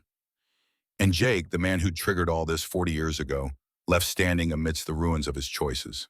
David touched his shoulder. Sir, we should go. There's nothing more we can do here. But there was. One thing. Jake looked at the maps they'd found. Constantine's evacuation route. The path he'd taken after releasing the gas. It led northeast, into the mountains, toward the border. Constantine was running, but slowly, confidently. A man who thought he'd won, who thought Jake was broken, who thought revenge was complete. He was wrong. Jake checked his weapon, loaded a fresh magazine, looked at Elena and David with eyes that had gone cold. The eyes of a hunter, the eyes of a man who had nothing left to lose.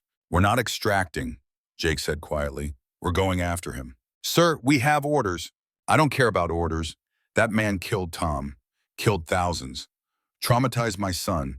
I'm going to find him, and I'm going to finish what I started 40 years ago. You two can extract if you want. This is my mission now. My revenge. Elena and David looked at each other, then back at Jake. Elena spoke first. We're with you, Colonel. To the end. David nodded. Let's go kill this bastard. And so, 3 operators, exhausted, traumatized, and running on pure rage, began climbing into the mountains. Not following orders, not conducting official operations, just hunting. The way warriors had hunted for millennia. The way old wolves hunt when everything else has been stripped away and only vengeance remains. Somewhere ahead, Constantine was celebrating, thinking he'd won, thinking his 40-year wait had paid off. He was about to learn that old warriors don't quit. They just get more dangerous. The real fight was about to begin. The mountain trail was steep, rocky, the kind of terrain that broke ankles and ended careers. Jake Morrison climbed it anyway. His knee had stopped hurting 2 hours ago. That wasn't good. That meant permanent damage. Nerves dying, cartilage ground to nothing. The kind of injury that would leave him limping for whatever remained of his life, if he survived the next few hours. Behind him, Elena and David moved in silence. They'd stopped trying to convince him to extract, stopped arguing, just followed. 3 operators on a mission that had nothing to do with orders or duty or national security. This was personal. This was revenge. This was old-fashioned blood payment for blood spilled. Tom Hendricks was dead. Jake's best friend, his brother, the man who'd stood beside him for 35 years. Gone, choked to death on sarin gas while trying to save civilians, while following orders Jake had given, while protecting Jake's son because Jake hadn't been there. The guilt sat in Jake's chest like a stone, heavy, cold, immovable. He'd made the wrong call. Split the team, sent Tom toward danger while Jake chased shadows, and Tom had paid the price. Died alone in chemical hell while Jake stood in an empty compound realizing how completely he'd been played. Jake's mind kept replaying the last conversation. Tom's voice on the radio, panicked, desperate. The wet cough that meant lungs filling with fluid. The way he'd said Jake's name one final time before static took him. Jake had heard men die before, hundreds of them. But Tom's death was different. Tom had been family, the brother Jake had chosen, and now he was gone. The sun climbed higher. Heat pressed down. Jake's water was running low. His body was dehydrating, muscles cramping, vision occasionally blurring. Classic signs of a man pushing too hard. But stopping wasn't an option. Every minute they delayed was another minute Constantine got further away. Another minute that Tom's death went unavenged. They'd been following boot prints in rocky soil, tire tracks from vehicles, the kind of trail only someone in a hurry would leave. Constantine thought he'd won, thought his elaborate revenge had succeeded, thought Jake Morrison was broken, sitting in grief instead of moving. The Russian had underestimated the one thing that defined Jake's entire life. Warriors don't stop. Not when brothers fall, not when missions fail, not when bodies break. They push through, they complete the objective, they make the enemy pay. That's the code. Simple, brutal, eternal. But Tom hadn't died for nothing. He'd saved Marcus, sealed the base, kept Jake's son alive even as thousands of civilians died outside the gates. Even as the gas took him. Tom had done his duty, followed through, been the warrior he'd always been. The kind of man who put mission above self, who sacrificed so others could live, who embodied everything the uniform meant. Jake would honor that, the only way he knew how. By finishing the mission, by finding Victor Constantine, by making the man who'd orchestrated all this pay with his life. The terrain changed as they climbed. Loose shale gave way to solid granite. Wind picked up, cold, biting. At this altitude, temperature dropped fast when sun went down. They'd need to reach Constantine before nightfall, before cold became another enemy, before exhaustion claimed them completely. David stumbled, caught himself. The kid was running on fumes, they all were. Jake called a halt. 5 minutes. They collapsed against rocks, breathing hard.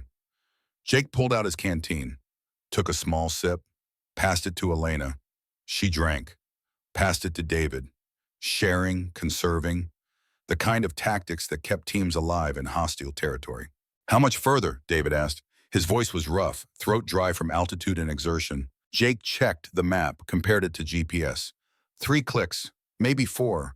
Depends on how fast they're moving. And when we catch them, we finish it. Sir, I need to know, are we capturing or killing? Good question. The kind that defined whether they were soldiers or murderers. Jake had been wrestling with it for hours. Constantine deserved death, deserved to pay for every life he'd taken, every atrocity he'd committed. But executing him would make Jake no different, would cross a line that couldn't be uncrossed. We capture if we can, Jake said finally. Kill if we must. But the goal is to bring him to justice. Let him stand trial, answer for what he's done. Elena looked at him, really looked, seeing past the hard exterior to the man underneath.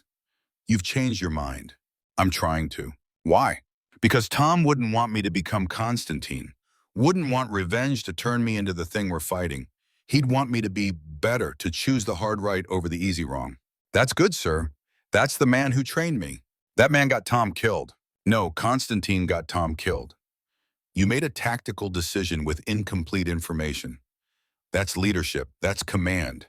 You can't carry that weight forever. But Jake would. He knew that. Some burdens never lifted. Some choices haunted you until you died.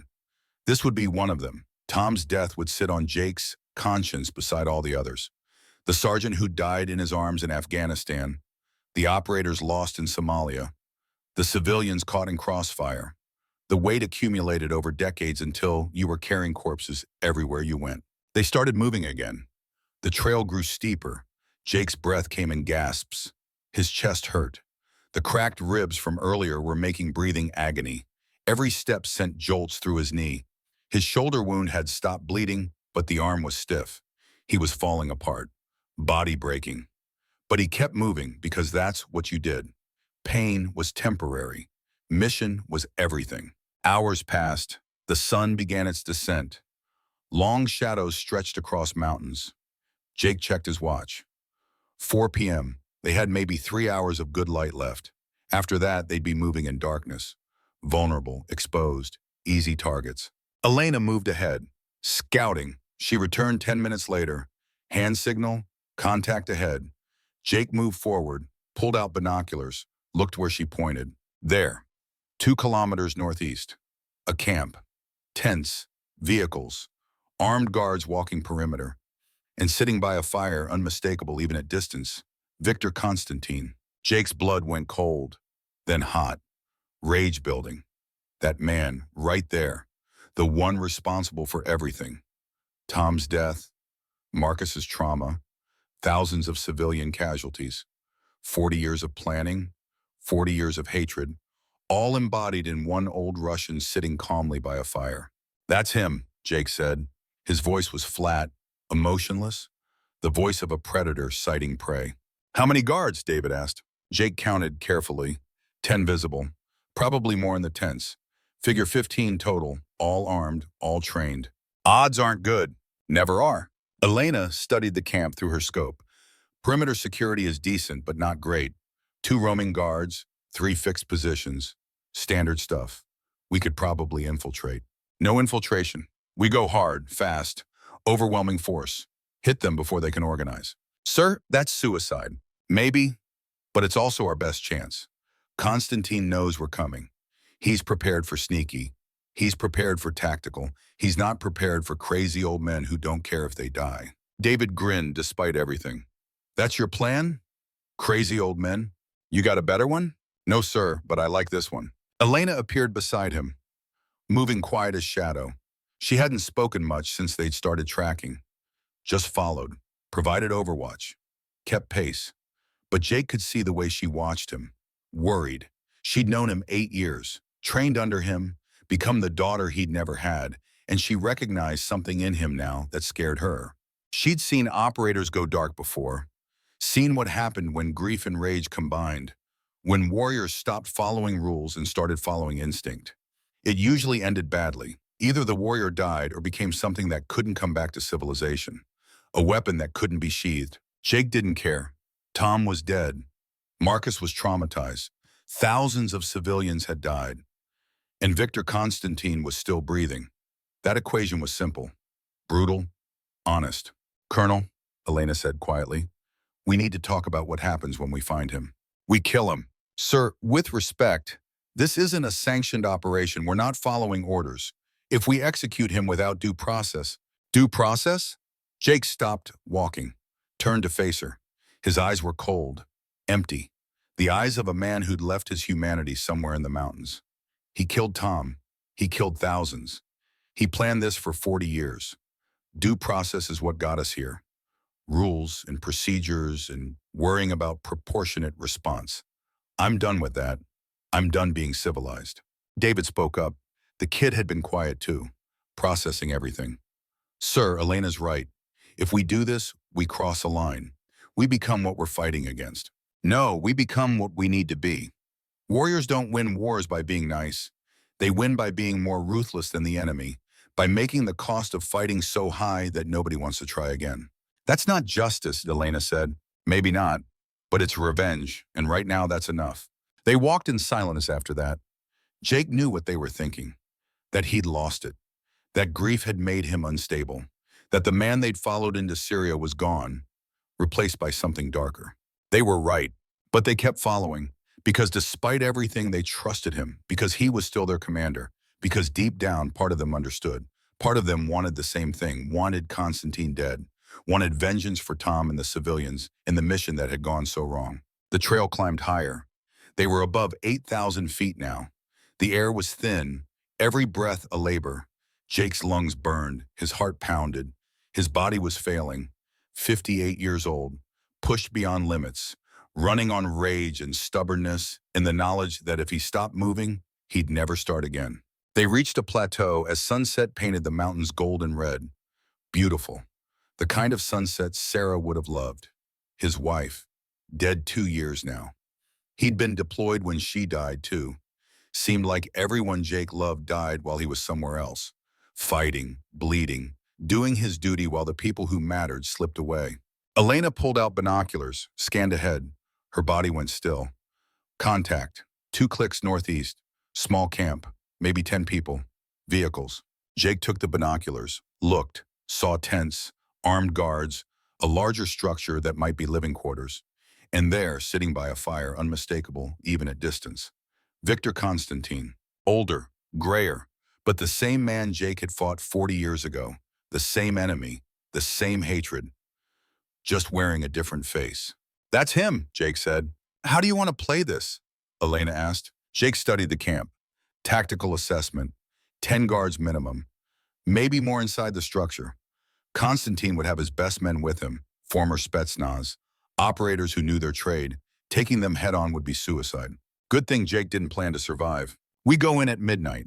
3 of us. 10 of them. We use darkness, use surprise, we hit them hard and fast, and we don't stop until Constantine is dead. Sir, those odds. I've faced worse. When? Jake met her eyes, every day for the last 40 years. They spent the next 4 hours preparing, checking weapons, redistributing ammunition. Jake had maybe 80 rounds left. Elena had her rifle and 50 rounds of precision ammo. David had 60 rounds and some grenades. Against 10 professional soldiers, it wasn't enough. But it would have to be. Jake sat alone as darkness fell. Thought about Tom. About all the missions they'd run together. Desert Storm. The first time they'd jumped into combat. Jake had been terrified. Tom had grinned at him in the aircraft. Said something Jake had never forgotten. You know what fear is, brother? Fear is just your body getting ready to do amazing things. You feel fear. You know you're about to do something that matters. Tom had been right. Jake had felt fear 1,000 times, had done amazing things despite it, or because of it.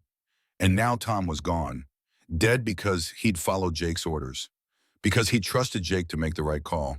Jake pulled out his phone, no signal here, but he'd recorded a message before they'd left the compound, just in case. He played it back, his own voice, rough, tired, honest. Marcus, David, if you're hearing this, I didn't make it. I'm sorry, I know I was a terrible father, absent, distant, always choosing the mission over you. I'd like to say I'd do it differently if I had another chance. But I'd be lying. This is who I am, a soldier, a warrior. It's all I know how to be. But I want you to understand something. Every mission I took, every deployment, every time I left, it wasn't because I didn't love you. It was because I loved you too much. I couldn't stand the thought of the world being dangerous, of threats existing that might hurt you. So I fought them, bled to keep them far from home, far from you. Tom Hendricks died protecting you, Marcus. He was a better man than I ever was. Honor him, remember him, and try to forgive your father for being what he had to be. Jake deleted the message. It was selfish, inadequate, but at least it was honest. Elena appeared. It's time. They moved toward the camp in darkness. No moon, just stars overhead, and the kind of silence that meant predators were hunting. Jake took point. Elena ranged left, David right. A three-pronged assault on a fortified position held by professional soldiers. Suicide mission.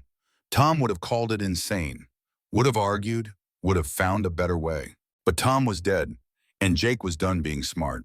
They reached the perimeter. 2 guards, both alert, both armed with AK-47s. Good weapons, reliable, the kind that worked in any conditions. Jake watched them for 10 minutes, learned their patrol pattern, saw the moment when they were both looking away. He moved like smoke, silent. Decades of practice made it automatic. His knife found the first guard's throat before the man knew he was there. The second guard turned, saw Jake, started to shout. Elena's shot dropped him. Suppressed, quiet, professional. But not quiet enough. Voices from the camp. Movement. Lights clicking on. The camp coming alert. Jake didn't hesitate. Charged forward. Through the perimeter, into the camp. His rifle up. First target. Guard coming around a tent. 2 rounds center mass. Drop him. Second target. Man emerging with weapon. 3-round burst. Down. Third target. Running for cover. Lead him. Fire. Hit. Chaos erupted. 10 guards became a firefight. Muzzle flashes lighting up darkness. Rounds snapping past Jake's head. Returned fire everywhere. The kind of combat where you relied on training and instinct and luck. Jake had training, had instinct. Luck was questionable. He moved between tents, using cover, flanking. 40 years of experience against younger men who thought speed mattered more than tactics. He proved them wrong. Dropped 2 more. Wounded a third, kept moving. A bullet grazed his shoulder. Pain, hot, sharp, but distant, like it was happening to someone else. Jake's body was just a vehicle now, a means to complete the mission. He'd worry about damage later, if there was a later. Elena was on overwatch, her rifle cracking precision shots, every round finding targets. She was magnificent, everything Jake had trained her to be. A ghost, a weapon. Death from distance. David was in the camp, fighting close quarters. Jake heard him, heard his rifle, heard grenades. The kid was holding his own. Good. He'd need that experience. If he survived, if any of them survived. Jake pushed deeper, reached the main structure, kicked in the door, rifle up, swept the room. Empty. No, not empty. A figure in the shadows. Moving. Jake fired, missed. The figure dodged, fast, trained, returned fire. Jake felt something punch his chest. Body armor caught it, but the impact drove him back. Cracked ribs, maybe broke them. Breathing was suddenly agony. He kept moving, had to. Stop moving and you died. That was the rule. That's how warriors survived. The figure emerged from shadows. Constantine, older but still strong, still capable. He held a pistol, Russian make. Makarov, maybe. Good weapon, reliable. Ironside, Constantine said. His English was good, accented but clear. You came, I didn't think you would. I thought Tom's death would break you. Tom's death made me focused. On revenge? How American, how simple. You think killing me brings him back? No, but it evens the score. Constantine smiled. It was not a pleasant expression. The score? You think this is about scores? I waited 40 years. 40 years planning, preparing, creating the perfect revenge. And you think killing me ends it? It's a start. You don't understand. This isn't about death. Death is easy. Death is mercy. I wanted you to feel what I felt. To watch your son suffer. To know you couldn't save him. To carry that weight until it crushed you. My son is alive. For now, but he saw thousands die. Civilians, children, begging for help he couldn't give. That trauma will haunt him forever. Every night he'll dream of their faces. Every day he'll wonder if he could have done more. That's my revenge. Not death. Guilt, the kind that never heals. Jake felt rage boil up, white hot, blinding. This man had planned Marcus's trauma, had orchestrated it specifically to destroy Jake's family, not through death, through something worse, through psychological wounds that would never close. You're a monster, Jake said. No, I'm a father who lost his son and made the man responsible pay, just as you would have done in my place. The words hit hard because they were true. If someone had killed Marcus, if Jake had watched his son die, would he have spent 40 years planning revenge? Would he have become Constantine? Yes, without question, yes. It doesn't matter, Jake said. You still have to die. I know, but so do you. Look at yourself. Bleeding, broken, old. You won't leave this mountain alive. And when you die, your son will carry guilt for two men, his father and Tom Hendricks, both dead because of him, because you came here. That's the real revenge. You dying achieves what I wanted all along. Constantine raised his pistol. Jake raised his rifle. Two old warriors, both wounded, both exhausted, both certain they were right. Two men shaped by violence, defined by war, connected by hatred that had spanned 40 years. They fired simultaneously. Jake felt the bullet hit his side, below the armor, abdomen, possibly lethal, hot pain, then cold, then numbness, his body's way of protecting him from trauma. But his own shots had found Constantine. Center mass, 2 rounds, professional placement. The Russian staggered, fell. Jake moved forward, weapon up. Constantine was down but not out, still breathing, still dangerous. Jake kicked the pistol away, stood over his enemy. This was it. The moment he'd been moving toward since Tom died, since the mission started, since 40 years ago when he'd killed Yuri Constantine in combat. Constantine looked up at him, blood on his lips, eyes still sharp, still defiant. Do it. Finish it. Become me. Jake aimed, finger on trigger, every instinct screaming to pull, to end this, to make Constantine pay for Tom, for the civilians, for Marcus's trauma, for 40 years of hatred. One squeeze, one bullet, justice, revenge, everything he'd come here for. But he hesitated, because Constantine was right. Pulling that trigger would make Jake the same, a killer driven by revenge. No different from the man on the ground, no better than the enemy he'd spent his life fighting. Tom's voice came to him, not imagination, memory, real words from years ago. They'd had a shooter cornered, enemy combatant who'd killed 3 Americans. Jake had been ready to execute him. Tom had stopped him. We're not killers, brother, we're soldiers. There's a difference. The moment we forget that, we lose what makes us better than them. Tom had been right then, was still right now, even dead, even gone. Tom's voice carried wisdom Jake needed to hear. Tom had died protecting people, not killing them, had chosen sacrifice over revenge, had been the better man. Jake could honor that, could choose the same, could be the warrior Tom had believed he was. Jake lowered his weapon. Constantine coughed blood, coward, too weak to finish it. No, strong enough not to. You think this changes anything? You think sparing me makes you virtuous? Your son is still broken. Tom is still dead. Thousands of civilians still died. Your mercy doesn't undo any of that. Maybe not, but it stops me from becoming you. Stops the cycle, ends this war between us. There is no end. Don't you understand?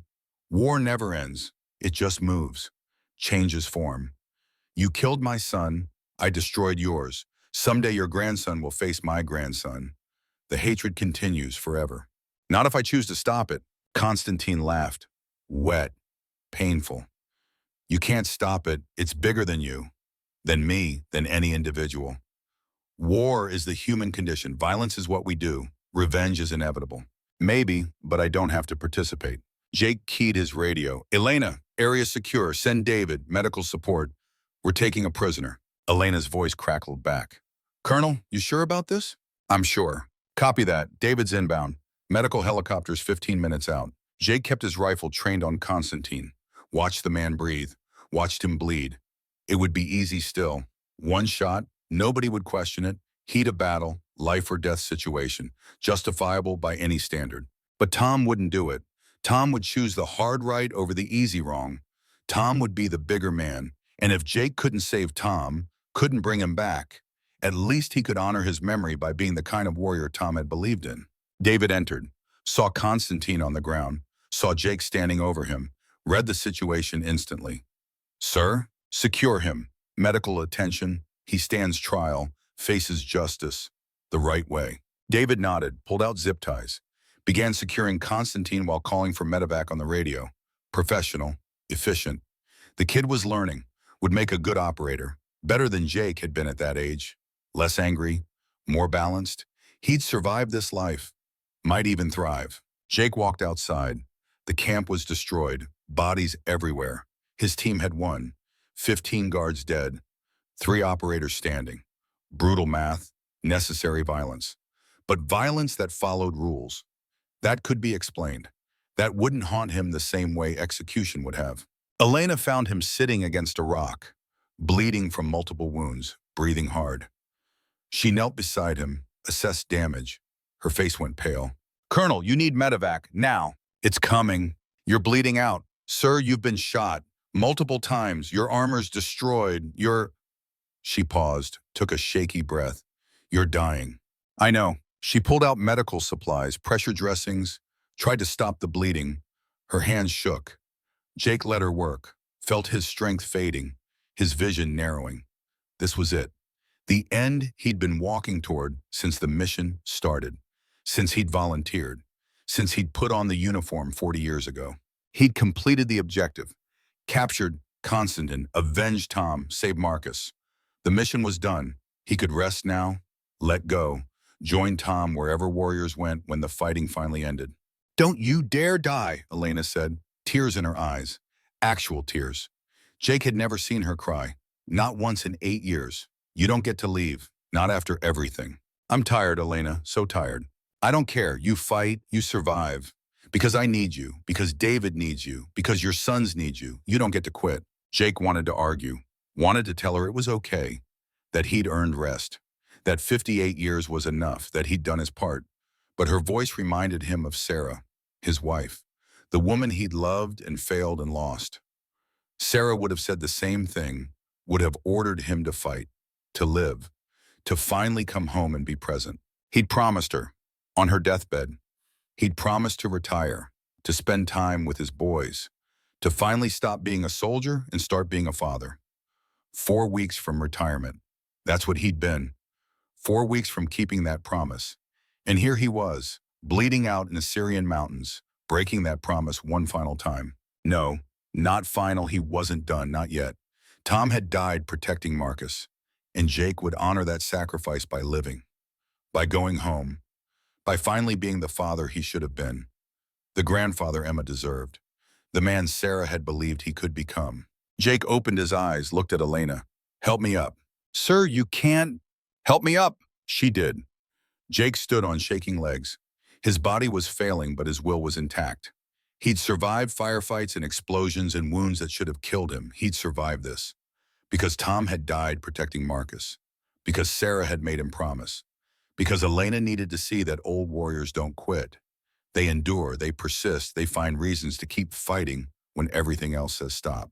The medevac helicopter arrived, twin rotors cutting through mountain air, landing lights illuminating the carnage. Medics jumped out. Professional, efficient, saw Jake, saw the blood, moved quickly.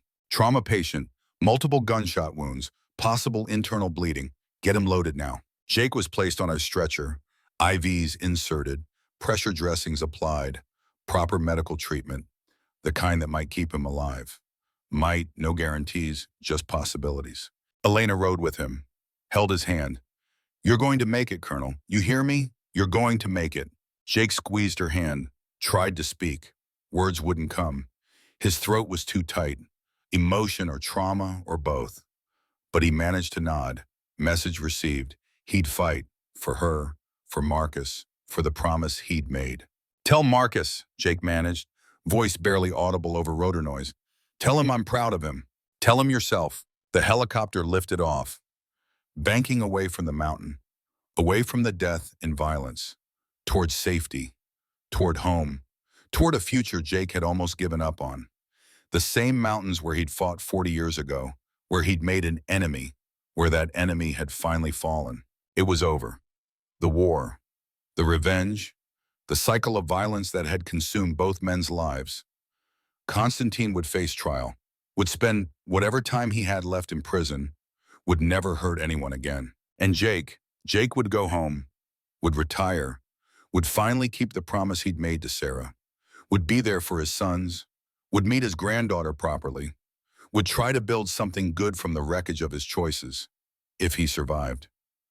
That was the question now, not whether he'd completed the mission, but whether he'd lived to see what came after. The medic worked on him, competent hands, good training. But Jake could see it in his eyes, the concern, the doubt, the calculation of a man who'd seen enough trauma to know when someone was dying. Jake felt his heartbeat slowing, felt his body shutting down, systems failing one by one, tried to fight it, tried to stay conscious, but darkness pulled at him, warm, inviting, the kind of darkness that promised rest, release, end of pain. Tom's voice came to him, clear as day, not imagination, not hallucination, real, present. Not yet, brother, not your time yet. I'm tired, Tom. I know, but you got work to do. Your boys need you. Elena needs you. And I didn't die so you could give up. Fight, Jake, one more time, fight. Jake opened his eyes. The medic was shouting, calling for blood, for fluids, for anything that would keep Jake Morrison alive. Elena was there, crying, praying, holding his hand like she could anchor him to life through sheer will. David was there too, young face pale, scared, but determined.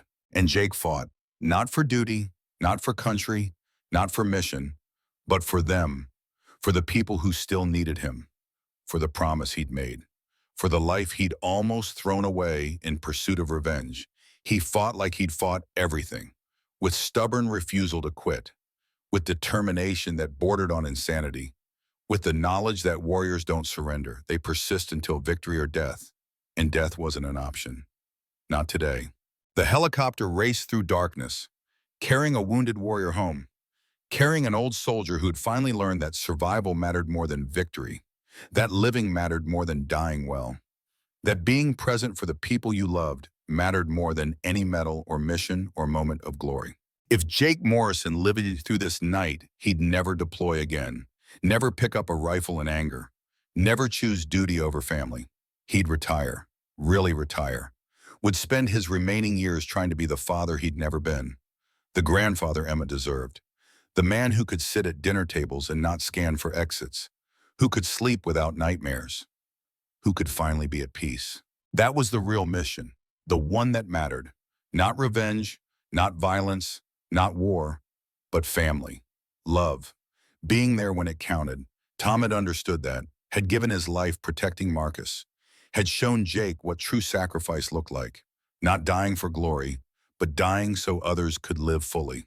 Jake would honor that, would make Tom's death mean something, by living, by choosing life, by finally coming home for real.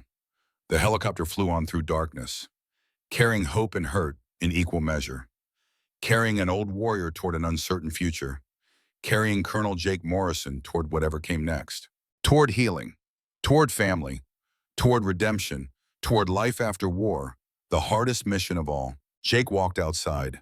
The camp was destroyed, bodies everywhere. His team had won. 10 guards dead, 3 operators standing. Brutal math, necessary violence. But violence that followed rules, that could be explained, that wouldn't haunt him. Elena found him sitting against a rock, bleeding from multiple wounds. Breathing hard, she knelt beside him, assessed damage. Her face went pale. "Colonel, you need medevac, now. It's coming. You're bleeding out." "I know." She pulled out medical supplies, pressure dressings, tried to stop the bleeding. Jake let her work, felt his strength fading, his vision narrowing. This was it, the end he'd been walking towards since the mission started. He'd completed the objective, captured Constantine, avenged Tom, saved Marcus. The mission was done. He could rest now. "Don't you dare die," Elena said, tears in her eyes. "You don't get to leave, not after everything." "I'm tired, Elena, so tired." "I don't care. You fight, you survive, because I need you, because David needs you, because your sons need you. You don't get to quit." Jake wanted to argue, wanted to tell her it was okay, that he'd earned rest, that 58 years was enough, that he'd done his part. But her voice reminded him of Sarah, his wife, the woman he'd loved and failed and lost. Sarah would have said the same thing, would have ordered him to fight, to live, to finally come home and be present. He'd promised her, on her deathbed. He'd promised to retire, to spend time with his boys, to finally stop being a soldier and start being a father. 4 weeks from retirement.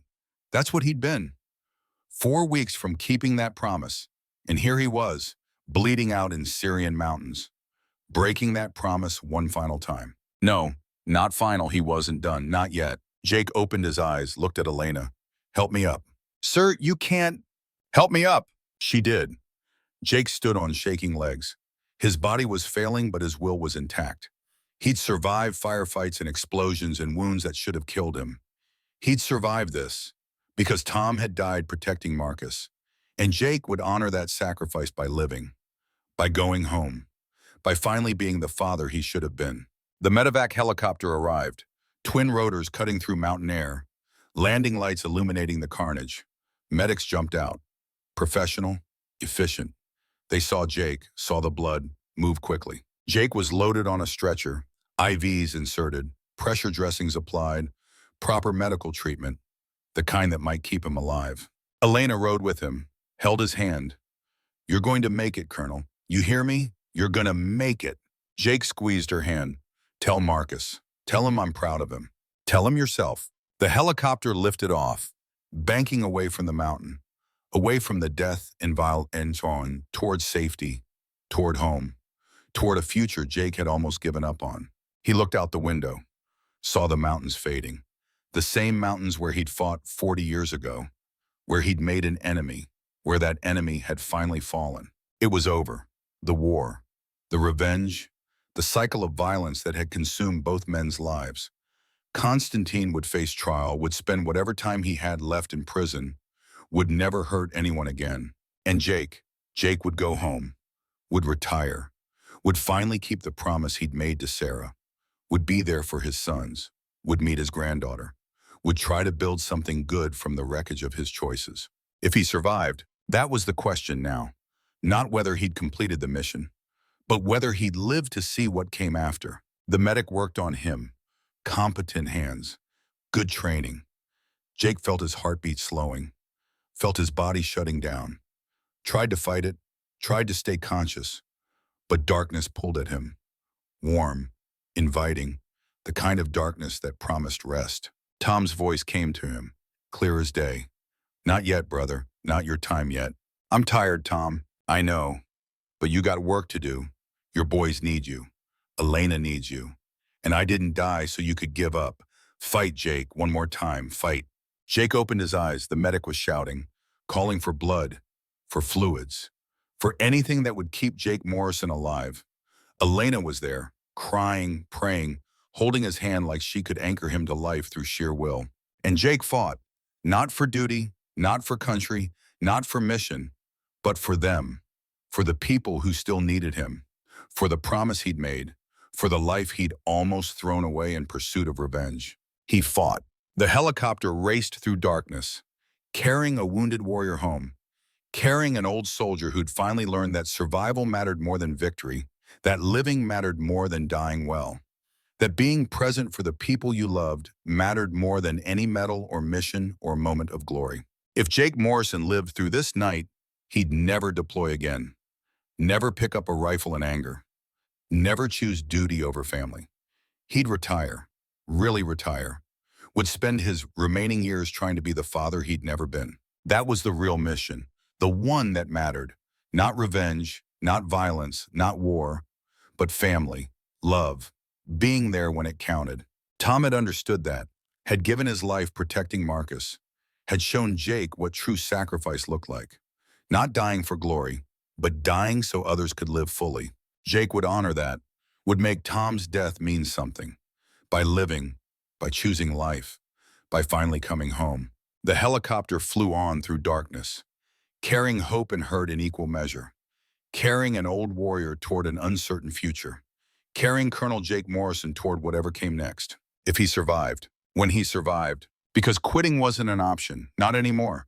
Not when people were counting on him, not when promises needed keeping, not when Tom's sacrifice demanded honor. Jake Morrison would survive, would heal, would go home, would finally learn how to live instead of just exist between deployments. That was the mission now, the last patrol, the final objective. Not death, life, the hardest mission of all. The helicopter disappeared into darkness, rotors beating rhythm like a heartbeat, steady, strong, refusing to stop. Just like Jake Morrison, old, broken, bleeding, but alive, still alive. And that was enough. The hospital room smelled like antiseptic and failure. Jake Morrison lay in a bed that was too soft, hooked to machines that beeped with mechanical indifference to whether he lived or died. Tubes ran from his arms. Monitors tracked vitals that had crashed twice during surgery. A ventilator breathed for him because his own lungs were too damaged from smoke and altitude and 58 years of hard use. 3 weeks. He'd been unconscious for 3 weeks. The doctors had put him in a medically induced coma while his body tried to repair damage that should have killed him. 2 gunshot wounds, cracked ribs, collapsed lung, internal bleeding, severe dehydration. The kind of trauma that finished men half his age. But Jake Morrison was stubborn, always had been, refused to die on principle, refused to let Victor Constantine win, refused to break the promise he'd made to Sarah one more time. So he fought, while unconscious, while his body shut down systems and tried to give up. Jake's will kept him anchored to life through sheer bloody-mindedness, the same quality that had defined his 40-year career, the same stubbornness that had cost him his family. Now it saved him. He woke slowly, fighting through groan and pain and the sensation of drowning. His eyes opened to fluorescent lights that stabbed like knives. Everything hurt. Everything. Existing was agony. Breathing was torture. Even thinking required effort that left him exhausted. A nurse noticed, appeared at his bedside, young, efficient, the kind who'd seen too much trauma to be shocked by anything. She checked his monitors, adjusted something, made notes. "Welcome back, Colonel. You gave us quite a scare." Jake tried to speak. His throat was raw, damaged by the ventilator tube. Words came out as rasping whispers. "Where?" "Ramstein Air Base, Germany. You've been here 3 weeks, in and out of surgery, touch and go for a while, but you're stable now." Germany. Half a world from Syria. Someone had evacuated him, brought him home. Or close to home. Close enough. "My team," the nurse smiled. "They're fine. Miss Cross and Mr. Patterson have been here every day, waiting for you to wake up. I'll let them know." She left. Jake lay still, processing. 3 weeks. Elena and David had stayed. Waited. That kind of loyalty was rare, the kind you earn through years of shared danger, through bleeding together, through trusting each other with your life. The door opened. Elena entered. She looked tired, worn, like she'd been carrying weight too heavy for one person. When she saw Jake's eyes open, her face transformed. Relief, joy. Something that might have been love from a daughter to a father. "Colonel," her voice cracked, "you're awake. Finally, we were starting to think." "I'm too stubborn to die." She laughed. It was half sob. "Yeah, we noticed. The doctors kept saying you shouldn't have survived, that the wounds were too severe, that men your age don't recover from trauma like that. But I told them they didn't know Jake Morrison, that you'd survived worse, that you'd come back because you're too damn stubborn to quit." Jake managed a weak smile. "Where's David?" "Getting coffee. I'll call him." She pulled out her phone, sent a text, turned back to Jake. "How do you feel?" "Like I got shot twice." "You got shot 3 times, actually. Once in Syria, twice more when we were extracting. Constantine's men came back, tried one last assault. We held them off, but you took 2 more rounds in the process." Jake had no memory of that. The last thing he remembered was the helicopter, flying through darkness, Elena holding his hand, Tom's voice telling him to fight. Everything after was blank. "Did we get him, Constantine?" "We got him. He's in custody, military prison, awaiting trial. He'll spend whatever time he has left behind bars. You did it, completed the mission, stopped the attack, saved thousands of lives." Saved lives. But not Tom. Never Tom. His best friend was still dead, still gone, still a hole in Jake's chest that would never heal. "Tom's funeral," Jake said. "When?" Elena's face fell. 2 weeks ago, I'm sorry, we couldn't wait. Your condition was too critical to move you, and Tom's family needed closure. 2 weeks. Tom had been in the ground 2 weeks, and Jake hadn't been there. Hadn't said goodbye, hadn't stood at attention while they played taps, hadn't watched the flag folded and presented to whoever Tom had designated. Probably his daughter. Tom had never remarried after his wife died, had stayed single, focused on his career, on his brothers in arms. Jake felt something break inside, had already been broken, just broke a little more. I should have been there. You were dying, Tom would have understood. I sent him to that base. I made the call that killed him. No, Constantine killed him. You made a tactical decision with incomplete information. That's command. That's leadership. You can't carry that weight. But Jake would. Already was. Tom's death sat on his conscience beside all the others. The weight accumulated over decades. Corpses he carried everywhere. Friends, brothers, men who trusted him and died because of choices he'd made. The door opened. David entered, saw Jake awake. His young face lit up. "Colonel, you're back." "I'm here." "Man, you scared us. Elena and I have been taking shifts, making sure someone was always here when you woke up. The doctors kept saying you might not make it, that the internal damage was too severe. But we knew better, knew you'd fight through." Jake looked at them. These two young operators who'd followed him into hell, who'd stayed with him after, who'd waited 3 weeks for him to wake up instead of going home to their own lives. That kind of loyalty humbled him, made him understand that maybe he'd done something right, trained people who cared, built bonds that mattered. "Thank you," Jake said, "both of you, for staying, for waiting." "Where else would we be?" Elena said. "Your family." Family, the word hit hard. Jake's actual family was thousands of miles away. His sons, his granddaughter, people who shared his blood but barely knew him. And here were two operators who weren't related by anything except shared danger, calling him family, meaning it. "My boys," Jake said. "Marcus and David, do they know?" Elena and David exchanged glances. Something passed between them, a conversation without words. Finally, Elena spoke. "They know. The military notified them when you were wounded. They've been getting updates. But they're not here." "Sir, it's complicated." "How complicated?" David stepped forward. "Colonel, your son Marcus. He's not doing well. What he saw at the base, the civilians dying, he's struggling, really struggling. The military has him on medical leave, psych evaluation. He's not in a place where he can travel." Jake closed his eyes. Marcus, his Marine son, broken by trauma Jake had caused. Constantine's revenge had worked perfectly. Marcus was alive but damaged, carrying guilt that would haunt him forever. Just like Jake's father had been haunted. Just like Jake had been haunted. The cycle continuing. "And David, my other son?" Elena spoke quietly. "He came 2 weeks ago, spent 3 days here. But sir, you were in a coma. He sat with you, talked to you, told you things, I don't know what. But when he left, he was crying, said to tell you that he forgives you, that he understands, that he hopes you make it because Emma needs to know her grandfather." Jake felt moisture on his face, realized he was crying, hadn't cried since Sarah died, hadn't let himself. Warriors didn't cry. Warriors stayed strong, carried the weight. But lying in a hospital bed, broken and weak, Jake Morrison had no strength left for pretending. David had come, had forgiven him, had given Jake a gift he didn't deserve.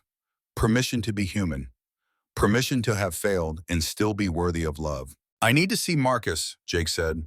"When I'm able to travel, I need to talk to him." "You will. When you're stronger. Right now, focus on healing." The days blurred together. Physical therapy, learning to walk again. His knee was destroyed, required surgery, replacement, the kind that would leave him with a permanent limp, but at least mobile. His shoulder needed work too. Tendons torn, rotator cuff shredded, more surgery, more recovery. But the physical damage was easier than the emotional. Every night, Jake dreamed. Tom's voice on the radio, the wet cough, the static. Waking up in cold sweats, reaching for weapons that weren't there. Fighting enemies that existed only in memory. The doctors called it PTSD. Post-traumatic stress disorder, like it was new, like Jake hadn't been living with it for 40 years. Every veteran carried ghosts. Some just carried more than others. Elena visited daily, brought him books, magazines, news. Konstantin's trial was proceeding. Evidence was overwhelming. He'd be convicted. Life sentence, military prison. The man who'd spent 40 years planning revenge would spend whatever remained of his life in a cell. Justice. The American way. Better than execution, better than revenge. But it didn't bring Tom back. Didn't undo the trauma, didn't make any of it worth the cost. 6 weeks after waking up, Jake was cleared to travel. Medical escort, wheelchair, the indignity of being pushed through airports like cargo. But he was going home. To the States. To Fort Bragg, where he'd started, where his career had been based for 30 years. They'd arranged for him to stay in military housing during recovery. A small apartment, ground floor, accessible. The kind of place they put broken soldiers while deciding what to do with them. Whether they could be fixed or needed to be retired. Jake already knew the answer. He was done, finished, 58 years old, body destroyed, mind fractured, no more deployments, no more missions. The war was over. For him, at least. Elena helped him get settled, unpacked his few belongings, made sure he had food, medication, everything he needed. She'd taken leave to help with his transition. Another kindness he didn't deserve. You should go home, Jake said. Back to your life. You've done enough. This is my life. You're my family. Where else would I be? Elena, you're 34 years old. You should be building a life, not babysitting a broken old man. You're not broken. You're healing. There's a difference. Is there? She sat across from him, met his eyes. Sir, you taught me something 8 years ago, when you recruited me. You said that warriors aren't defined by whether they get wounded. They're defined by whether they get back up. You're getting back up. That makes you exactly what you've always been. A warrior. I don't feel like a warrior. I feel like a failure. Because Tom died? Because I sent him there. Because I made the wrong call. Because I'm alive and he's not. That's survivor's guilt. It's normal. It's part of grief. But sir, Tom made his choice. He knew the risks.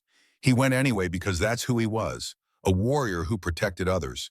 His death means something. It saved your son. Saved hundreds of Marines on that base. Saved the mission. Tom's sacrifice mattered. Jake wanted to believe her. Wanted to accept that Tom's death had meaning. But it was hard. So hard.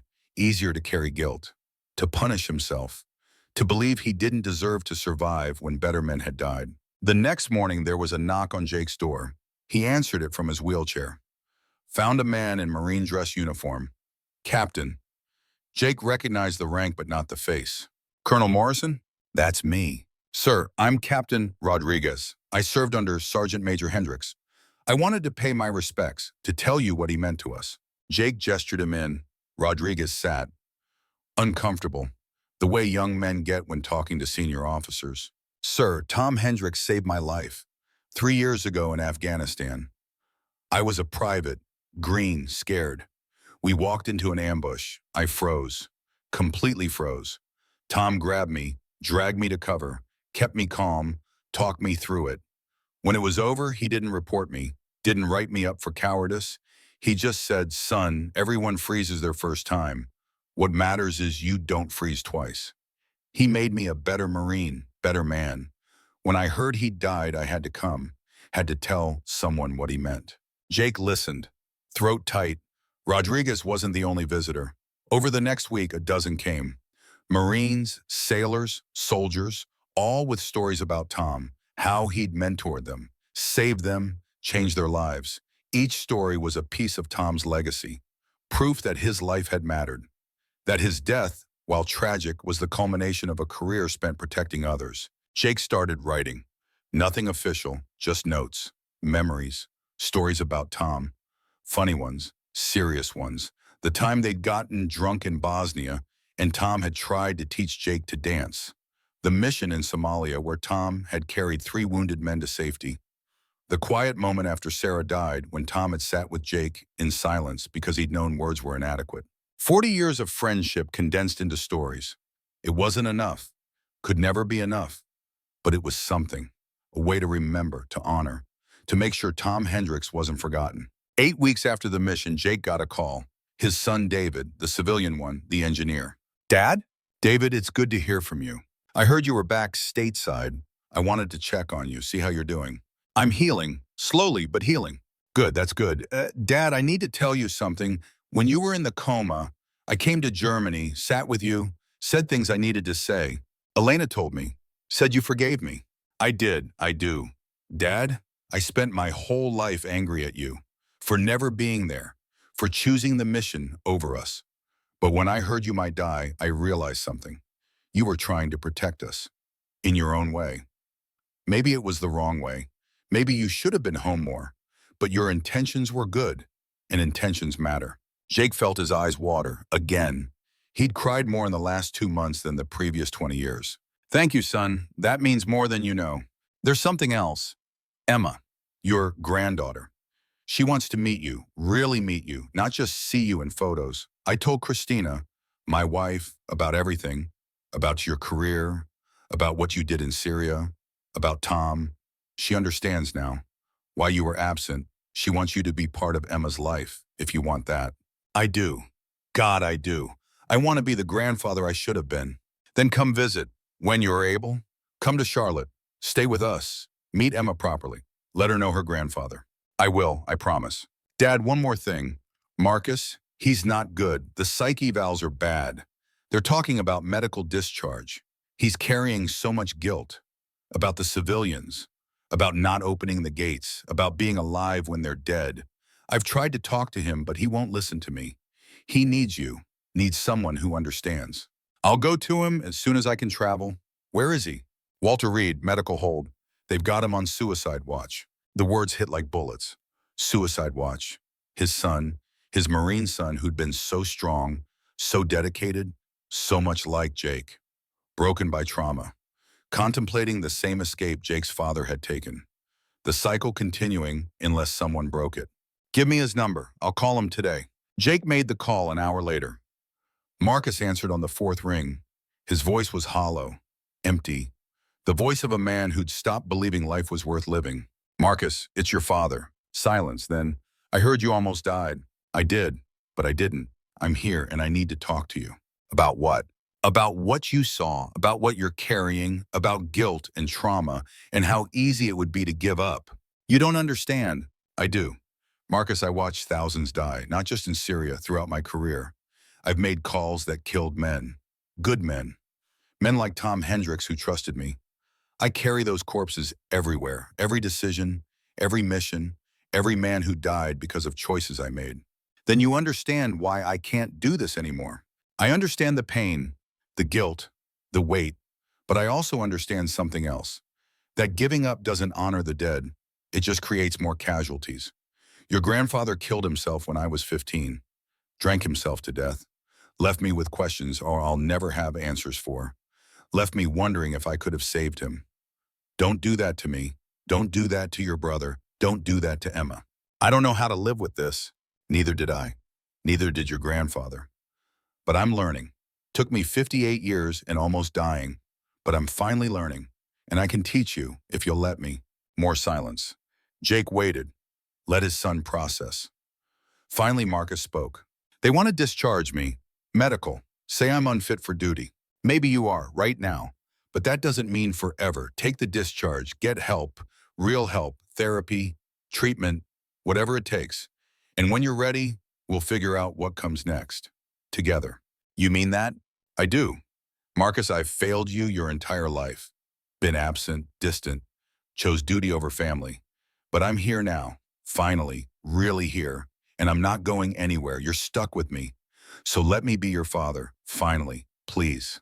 He heard his son crying, soft, quiet, the sound of a man releasing pressure that had built too high, the sound of someone accepting help when pride said refuse. Okay, Marcus finally said. Okay, Dad, I'll try. That's all I ask. Just try. We'll figure out the rest together. 3 months after the mission, Jake traveled to Walter Reed. Elena drove.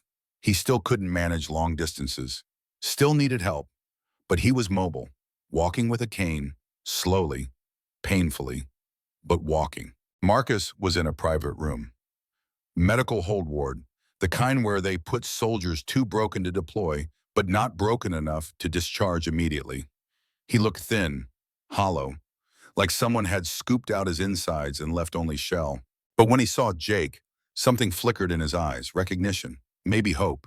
Dad, son, they embraced, awkward, neither of them comfortable with physical affection. But they tried, made the effort. It was a start.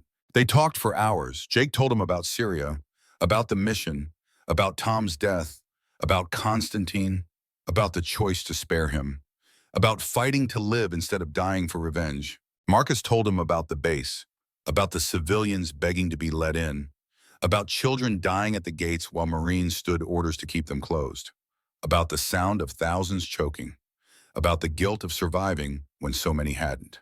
I dream about them, Marcus said, every night, their faces, the children especially, reaching through the fence, begging, and I just stood there, did nothing. You followed orders. That's what soldiers do. That's not good enough. Orders don't absolve responsibility. You're right, they don't. But intentions matter. You wanted to save them. Would have died trying if Tom hadn't stopped you. The guilt you carry proves you're a good man, proves you care. That matters. It doesn't bring them back. No, nothing brings them back. But you can honor them. Live well. Be good. Make sure their deaths weren't meaningless. That's how you carry the weight. Not by destroying yourself, by being worthy of surviving. Marcus looked at him. Really looked. Is that what you've been doing all these years? Trying to, failing mostly, but trying. Did it get easier? No, but you get stronger, better at carrying it.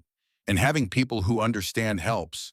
People who've seen the same darkness, who know what it costs.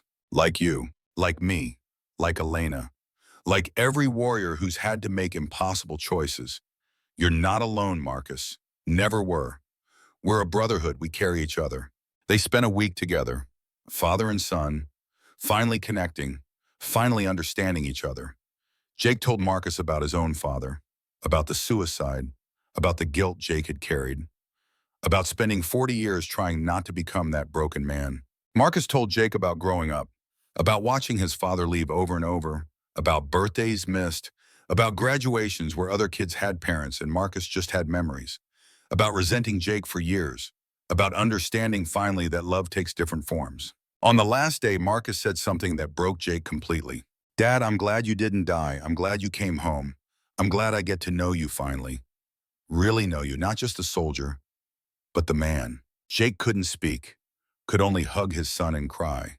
Both of them crying, two warriors letting themselves be human, letting themselves grieve and heal and hope. 4 months after the mission, Jake attended a ceremony at Fort Bragg. They were dedicating a memorial for Tom Hendricks and the other operators lost in the Syrian operation, a stone marker, names engraved, forever remembered. Jake stood at attention, full dress uniform, medals he'd earned over 40 years, his cane supporting weight his knee couldn't handle. Elena beside him, David Patterson beside her, Marcus beside David. His civilian son David had come too, brought Emma. This was the first time Jake had seen his granddaughter in person since she was a baby. She was 7 now, long brown hair and pigtails, bright eyes that reminded him of Sarah. She kept looking up at him with curiosity mixed with uncertainty, meeting the grandfather she'd only known from photographs. David leaned down, whispered to her, pointed at Jake. Emma walked over. Small steps, hesitant. Grandpa? Jake's eyes throat closed. That word, Grandpa. He'd never heard her say it directed at him, had never been present enough to earn it. But here she was, his granddaughter, Sarah's legacy, giving him a chance he didn't deserve. He crouched down slowly, his knee protesting, got to her eye level. Hi, Emma. Daddy says you were hurt, that you're a hero. I'm not a hero, I'm just a man who did his job. Daddy says heroes always say that. Jake smiled despite everything. Your daddy's pretty smart. Are you better now? I'm getting there. Slowly, but getting there. She studied him, the way children do, seeing past facades to truth underneath. You look sad. Kids, they always saw what adults tried to hide. Jake nodded. I'm a little sad. My best friend died. I miss him. Daddy says death is part of life, that we remember people who die by living good. Your daddy's right, and that's what I'm trying to do. Live good, be better, be the grandpa you deserve.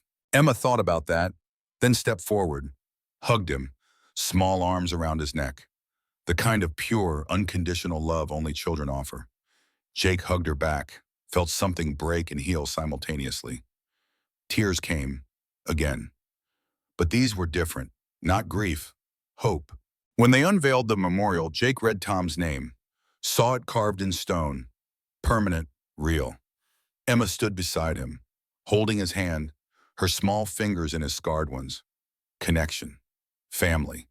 The thing he'd almost lost chasing duty and missions, and the illusion that what he did mattered more than who he loved. During the ceremony, a general spoke, talked about service and sacrifice, about warriors who gave everything, about legacy and honor and duty, the usual speeches, well-meaning, mostly hollow. But then Elena stepped forward, unplanned, unprompted. She faced the crowd, spoke from the heart.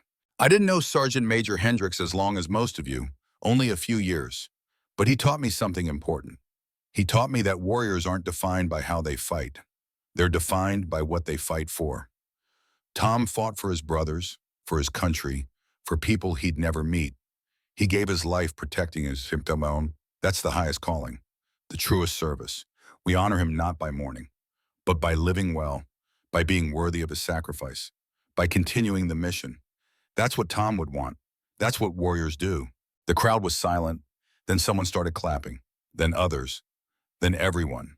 A standing ovation for a fallen brother.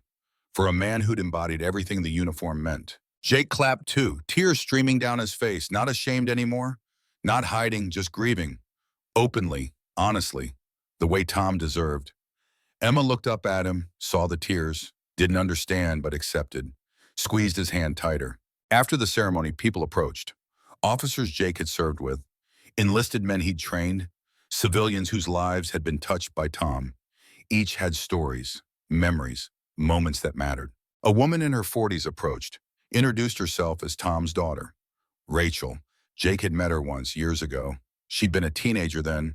Now she was grown, had a family of her own, 2 kids who stood shyly behind her. Colonel Morrison, thank you for coming, for honoring my father. He was my brother, my best friend. Coming was the least I could do. He talked about you all the time, said you were the best officer he had ever served under, said you had integrity that couldn't be taught, that you cared about your men more than your career. Jake shook his head. He was generous, better man than I ever was. He didn't think so. He said you were the kind of leader who made others better, who inspired them to be more than they thought possible. That's why he followed you. Not because of orders, but because of respect. The words hit hard. Tom had respected him, had believed in him. Even when Jake doubted himself, even when Jake made mistakes, Tom had been there. Loyal, steadfast, the kind of friend everyone needs and few deserve. I'm sorry I wasn't there when he died. I should have been. He wouldn't have wanted you there. Would have wanted you exactly where you were, completing the mission, doing what needed doing. That's who you both were, warriors who finished the job. She handed Jake something, a photo, old, worn. It showed Jake and Tom, 20 years younger, desert camouflage, dusty, exhausted but smiling. Brothers. He carried this, every deployment, every mission, said it reminded him why he fought, not for glory, for friendship, for the man beside him. Jake took the photo, looked at 2 younger versions of himself and Tom, back when they'd believed they were bulletproof, back when war was adventure instead of trauma, back when they'd had time, so much time, or thought they did. Thank you, Jake managed, voice thick. This means everything. Rachel nodded, gathered her children, left Jake holding the photo. Memory made tangible. Proof that what they'd had was real, mattered, would be remembered. David found him standing alone, staring at the photo.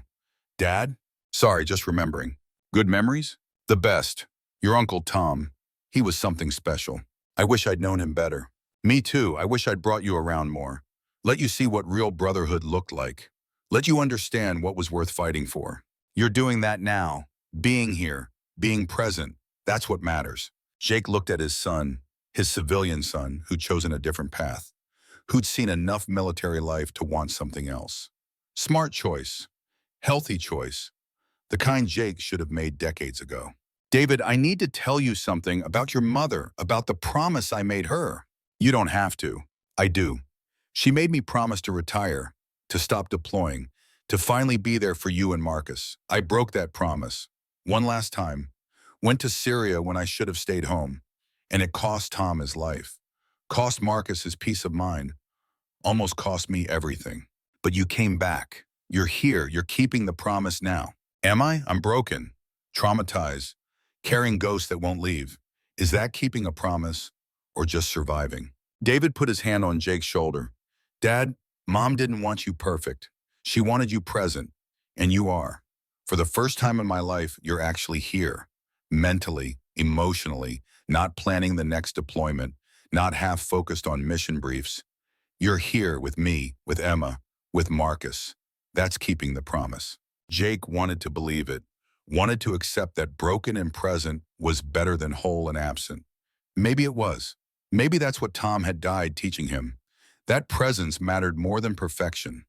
That showing up mattered more than being strong. Emma ran up, excited. Grandpa, can we get ice cream? Daddy says you have to say yes because grandpas always say yes. Jake looked at David. His son grinned.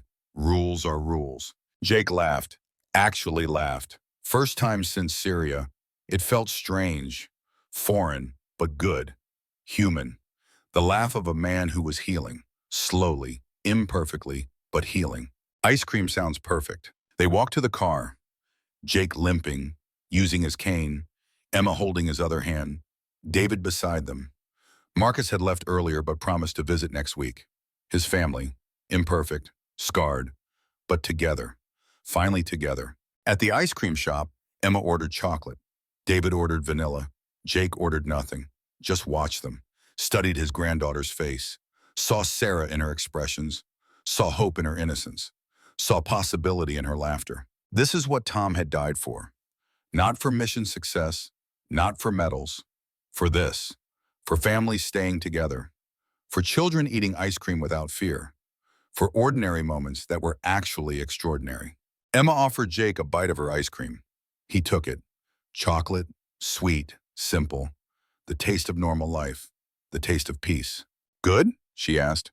The best. She smiled. Went back to eating. Completely unaware that her grandfather was having an epiphany. That in this moment, in this ordinary ice cream shop, Jake Morrison finally understood what he'd been fighting for his entire career. This. Normal. Simple. Beautiful in its mundanity. Not glory. Not honor. Not even duty. Just the right of people to live ordinary lives without fear.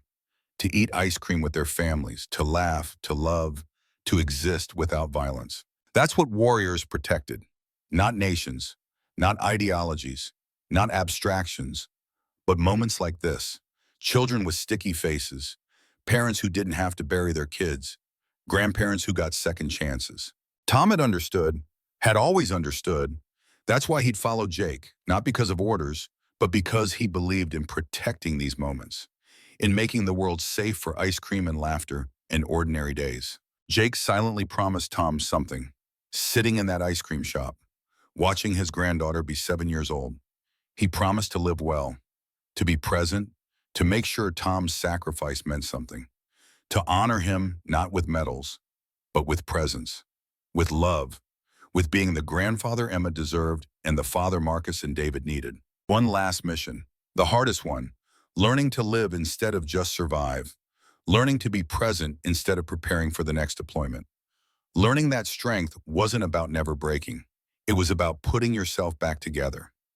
Again and again, as many times as it took. Jake Morrison was ready, finally, to come home, really home, to be the man he should have been all along. The man Tom had always believed he could become. 2 weeks later, Jake drove to Walter Reed. Marcus had been moved there for ongoing treatment, PTSD therapy, group sessions with other combat veterans, learning to live with trauma that would never completely disappear, but could be managed, could be survived. Jake found him in the common room. Marcus looked better, less hollow, still carrying weight, still haunted, but present, engaged, fighting. Dad, Marcus stood. They embraced, longer this time, more comfortable, the awkwardness fading as familiarity grew. How are you doing? Better. Some days. Therapy's helping. Having other guys who understand helps more. We talk about things. The guilt, the dreams, the feeling like you should have done more. That ever get easier? The therapist says it will. Says the goal isn't to forget, it's to integrate, to make the trauma part of your story without letting it be the whole story. Jake nodded. Smart advice. The kind he should have gotten decades ago. Instead, he just pushed through, compartmentalized, pretended the ghost didn't exist, worked until he'd become numb. They walked outside, found a bench in the gardens. Autumn air was cool, leaves turning, the change of seasons, life continuing despite trauma, despite loss, despite everything. I've been thinking about what you said, Marcus began, about your father, about the cycle, about how trauma passes from generation to generation unless someone breaks it. Yeah, I don't want to be him. Don't want to be like your father, broken, drinking myself to death, leaving my kids wondering what happened to their dad. You won't be. You're getting help. That's the difference. But what if it's not enough? What if I can't shake this? What if I'm too damaged? Jake turned to face his son. Marcus, listen to me. You're not too damaged. Nobody is. The fact that you're here fighting, trying, that proves you're stronger than you think. Your grandfather didn't have the resources you have, didn't have the understanding. PTSD wasn't recognized then. Veterans just dealt with it or didn't.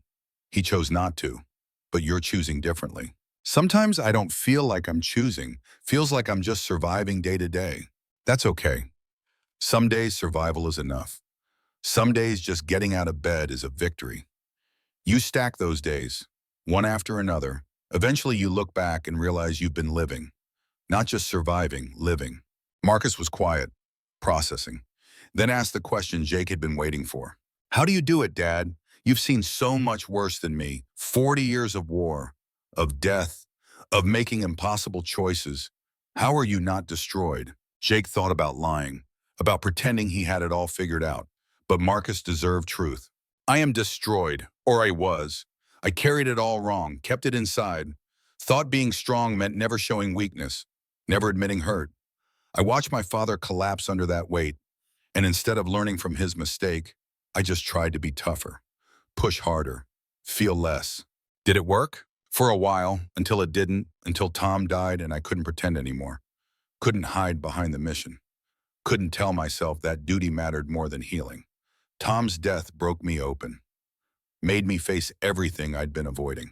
And now I'm learning, finally, at 58, learning that asking for help isn't weakness, that crying doesn't make you less of a man, that admitting you're hurt is the first step to healing. Marcus nodded slowly. The therapist says the same thing, but it's hard. Everything in our training says push through, adapt and overcome, never quit. That works in combat, doesn't work in life. In life, sometimes the strongest thing you can do is say you're not okay. Ask for help. Accept that you can't do it alone. Did you ask for help? I'm starting to. Elena's been helping. Your brother, Emma, even you. Just talking to you now is helping. Saying this out loud instead of keeping it buried. They sat in comfortable silence. Two warriors. Father and son, both wounded, both healing. Both learning that survival required more than just refusing to quit. It required accepting help, being vulnerable, letting people in. Dad, can I ask you something? Anything. Do you regret it? The career, the deployments, the 40 years? Jake considered. Honest answer required thought, required examining choices he'd spent decades justifying. Yes and no. I regret the truth missing your childhoods, not being there for your mother, the way it damaged me, damaged us. But I don't regret the service itself. The men I served with, the people we protected, that mattered. That still matters. So you do it again? No, if I could go back, knowing what I know now, I'd do it differently.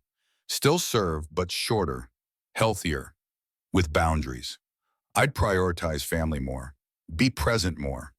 I'd learn earlier that being a good soldier and being a good father aren't mutually exclusive. Tom understood that. I'm just now figuring it out. Marcus smiled. Small, 10 said, but real. Better late than never.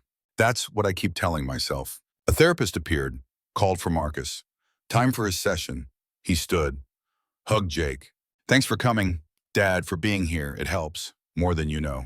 I'll keep coming, every week, as long as you need me. That's what fathers do. Show up, even when it's hard, especially when it's hard. Marcus walked away, toward healing, toward help, toward a future that wouldn't be defined by trauma. would be shaped by it, changed by it, but not destroyed by it. Jake sat alone on this bench, watched leaves fall, thought about cycles, about patterns, about how his father's trauma had shaped him, about how his trauma had almost shaped Marcus. But the cycle was breaking, slowly, painfully, but breaking. His phone buzzed, text from Elena. How'd it go? Good. He's healing. We're both healing. Proud of you, Colonel. Not Colonel anymore, just Jake. You'll always be Colonel to me in the best way. Jake smiled, put his phone away, sat in autumn sunshine, felt something close to peace.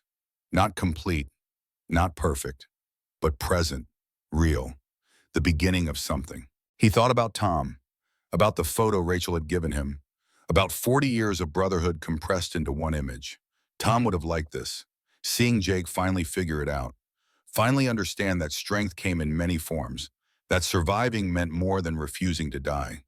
It meant choosing to live fully, presently, with the people who mattered. Jake Morrison, 58 years old, retired colonel, wounded warrior, was learning to do exactly that. One day at a time, one conversation at a time, one small choice at a time. The hardest mission, the most important mission, the last patrol. Not through hostile territory, but through his own past, his own trauma, his own mistakes, towards something better, something whole, something worthy of the sacrifice others had made. Tom's sacrifice, his father's struggle, Marcus's pain, Elena's loyalty, they'd all contributed to this moment. To Jake sitting on a bench, watching leaves fall, feeling hope. It was enough for now. It was enough. 6 months after Syria, Jake Morrison stood in his apartment looking at his dress uniform. It hung in the closet like a ghost, medals arranged precisely, ribbons in correct order, 40 years of service compressed into colored fabric and metal. In 2 days, he'd wear it one final time, his retirement ceremony, the official end of a career that had defined him since he was 18 years old. The uniform fit differently now, looser. He'd lost weight during recovery, muscle turned to scar tissue, body reshaped by trauma. But it still fit, still represented something, even if Jake wasn't sure what anymore. His phone rang. Elena. Colonel, you ready for Thursday? As ready as I'll ever be. That's not very ready. No, it's not. She was quiet for a moment, then, Sir, can I come over? There's something I want to discuss. Of course. Elena arrived 20 minutes later. She looked good, healthy. She'd taken the last 6 months to decompress, to process Syria, to decide what came next. Jake had encouraged her to think carefully, to not rush back into operations, to give herself time to heal. They sat in his small living room, coffee between them, the comfortable silence of people who'd bled together. I've made a decision, Elena said, about my career. And I'm staying in active duty, but I'm transitioning to training, teaching the next generation, passing on what you taught me. Jake felt pride mixed with concern. That's good, important work. But Elena, make sure it's what you want, not what you think I want. It is what I want. Sir, you gave me more than tactics and shooting skills. You taught me what it means to be a warrior, not just someone who fights, someone who protects, who sacrifices, who serves something bigger. I want to give that to others. You'll be good at it, better than I was. I learned from the best. You learned from Tom. I was just there. Elena shook her head. I learned from both of you. Tom taught me brotherhood. You taught me honor. The difference between winning and doing what's right, Syria proved that. You could have killed Constantine, should have by every tactical measure, but you chose mercy, chose to be better. That's the lesson I'll pass on. Jake looked at this young woman who'd become his daughter in every way that mattered, who'd followed him into hell, who'd stayed with him during recovery, who'd chosen to continue his legacy not through violence but through teaching. Thank you, he said, for everything, for being there when I needed it, for not giving up on me. You never gave up on me. When everyone else saw just another recruit, you saw potential. You made me believe I could be extraordinary. I'm just returning the favor. They talked for hours about Syria, about Tom, about the future. Elena told him she'd been offered a position at Fort Bragg, training new operators. She'd accepted, would start after Jake's retirement. A changing of the guard, one generation stepping back, another stepping forward. David's staying too, Elena mentioned. Patterson. He's requested assignment to my training unit. Wants to help teach.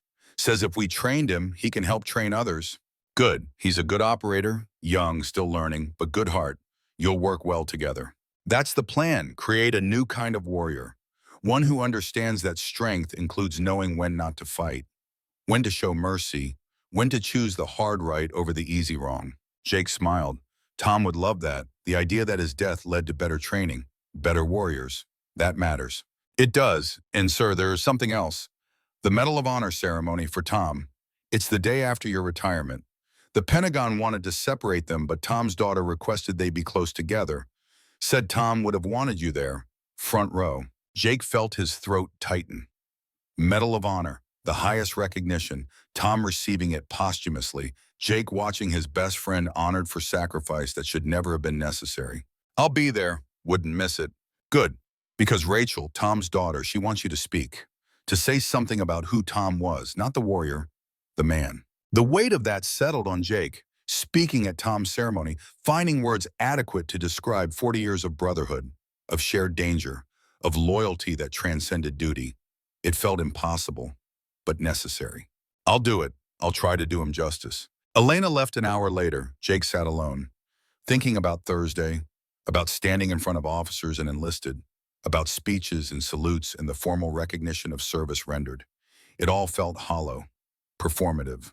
The real work happened in dark places, in missions nobody knew about, in choices made when nobody was watching. But ceremonies mattered to others, provided closure, marked transitions.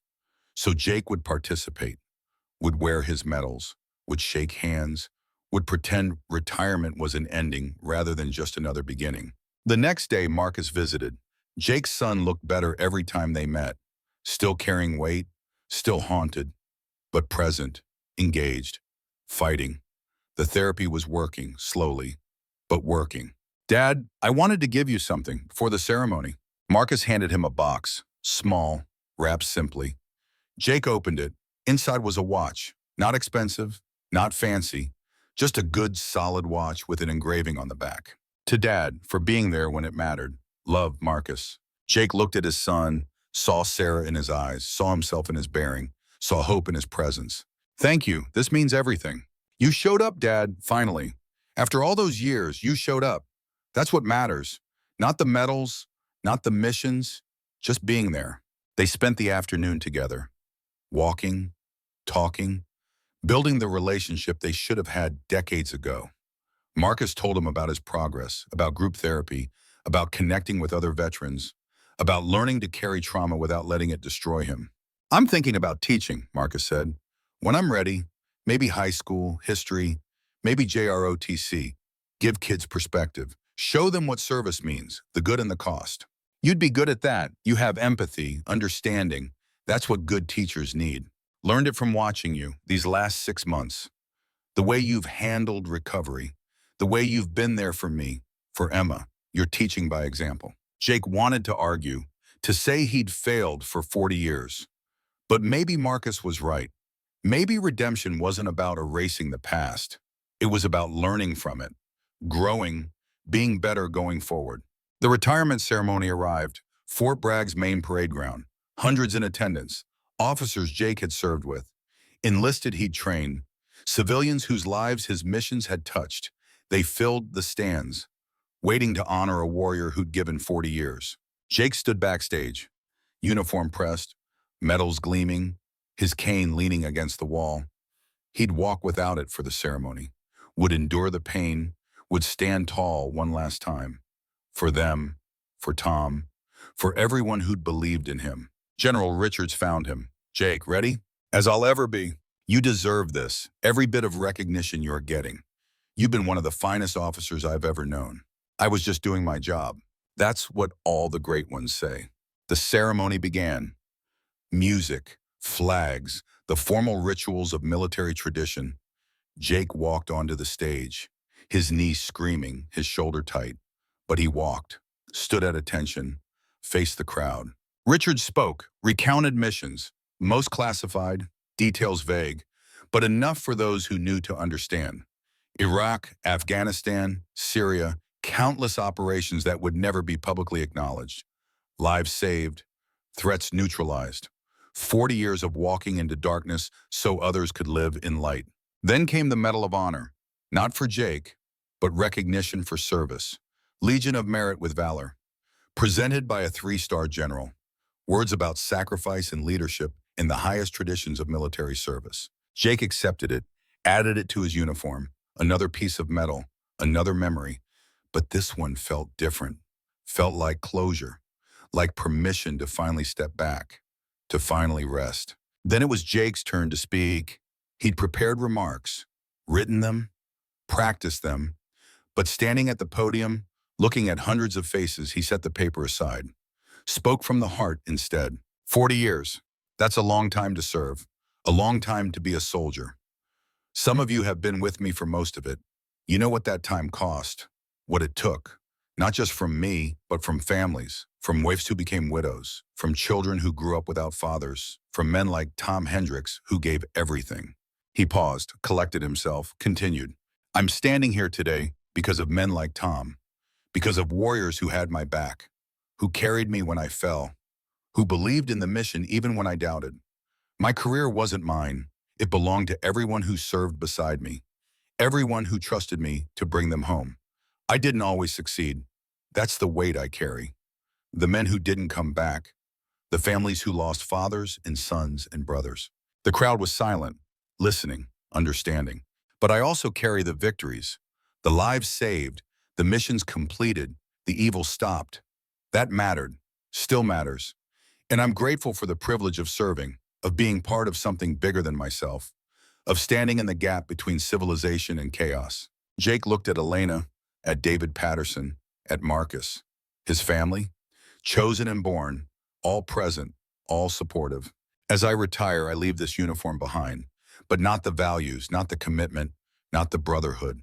Those come with me, into whatever comes next. And I leave this institution in good hands, in the hands of warriors like Elena Cross and David Patterson, people I trained, people who understand that true strength includes mercy, that winning isn't enough. You have to be worthy of victory. He paused again. Final words, most important words. To everyone I served with, thank you. To everyone I led, I'm sorry for my failures and grateful for your forgiveness. To my family, thank you for waiting, for not giving up, for giving me another chance.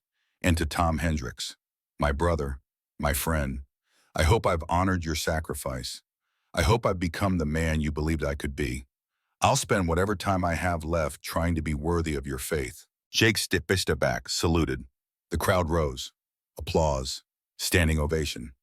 But Jake barely heard it. He was looking at Tom's photo, displayed on a screen. Young Tom, smiling Tom, the brother who'd stood beside him for 35 years. The ceremony ended. People approached. Handshakes. Words of congratulation. Jake went through the motions, grateful but distant, already thinking about tomorrow, about Tom's Medal of Honor ceremony, about saying goodbye properly. That night, Jake wrote his speech for Tom's ceremony. Not formal remarks, just memories, stories. The truth of who Tom Hendricks had been when nobody was watching, when there were no cameras or medals or official recognition, just a man doing right because it was right. The next morning dawned clear, bright, the kind of day that felt too beautiful for grief. But grief came anyway. Would always come. Jake dressed carefully, his uniform again. But this time felt different.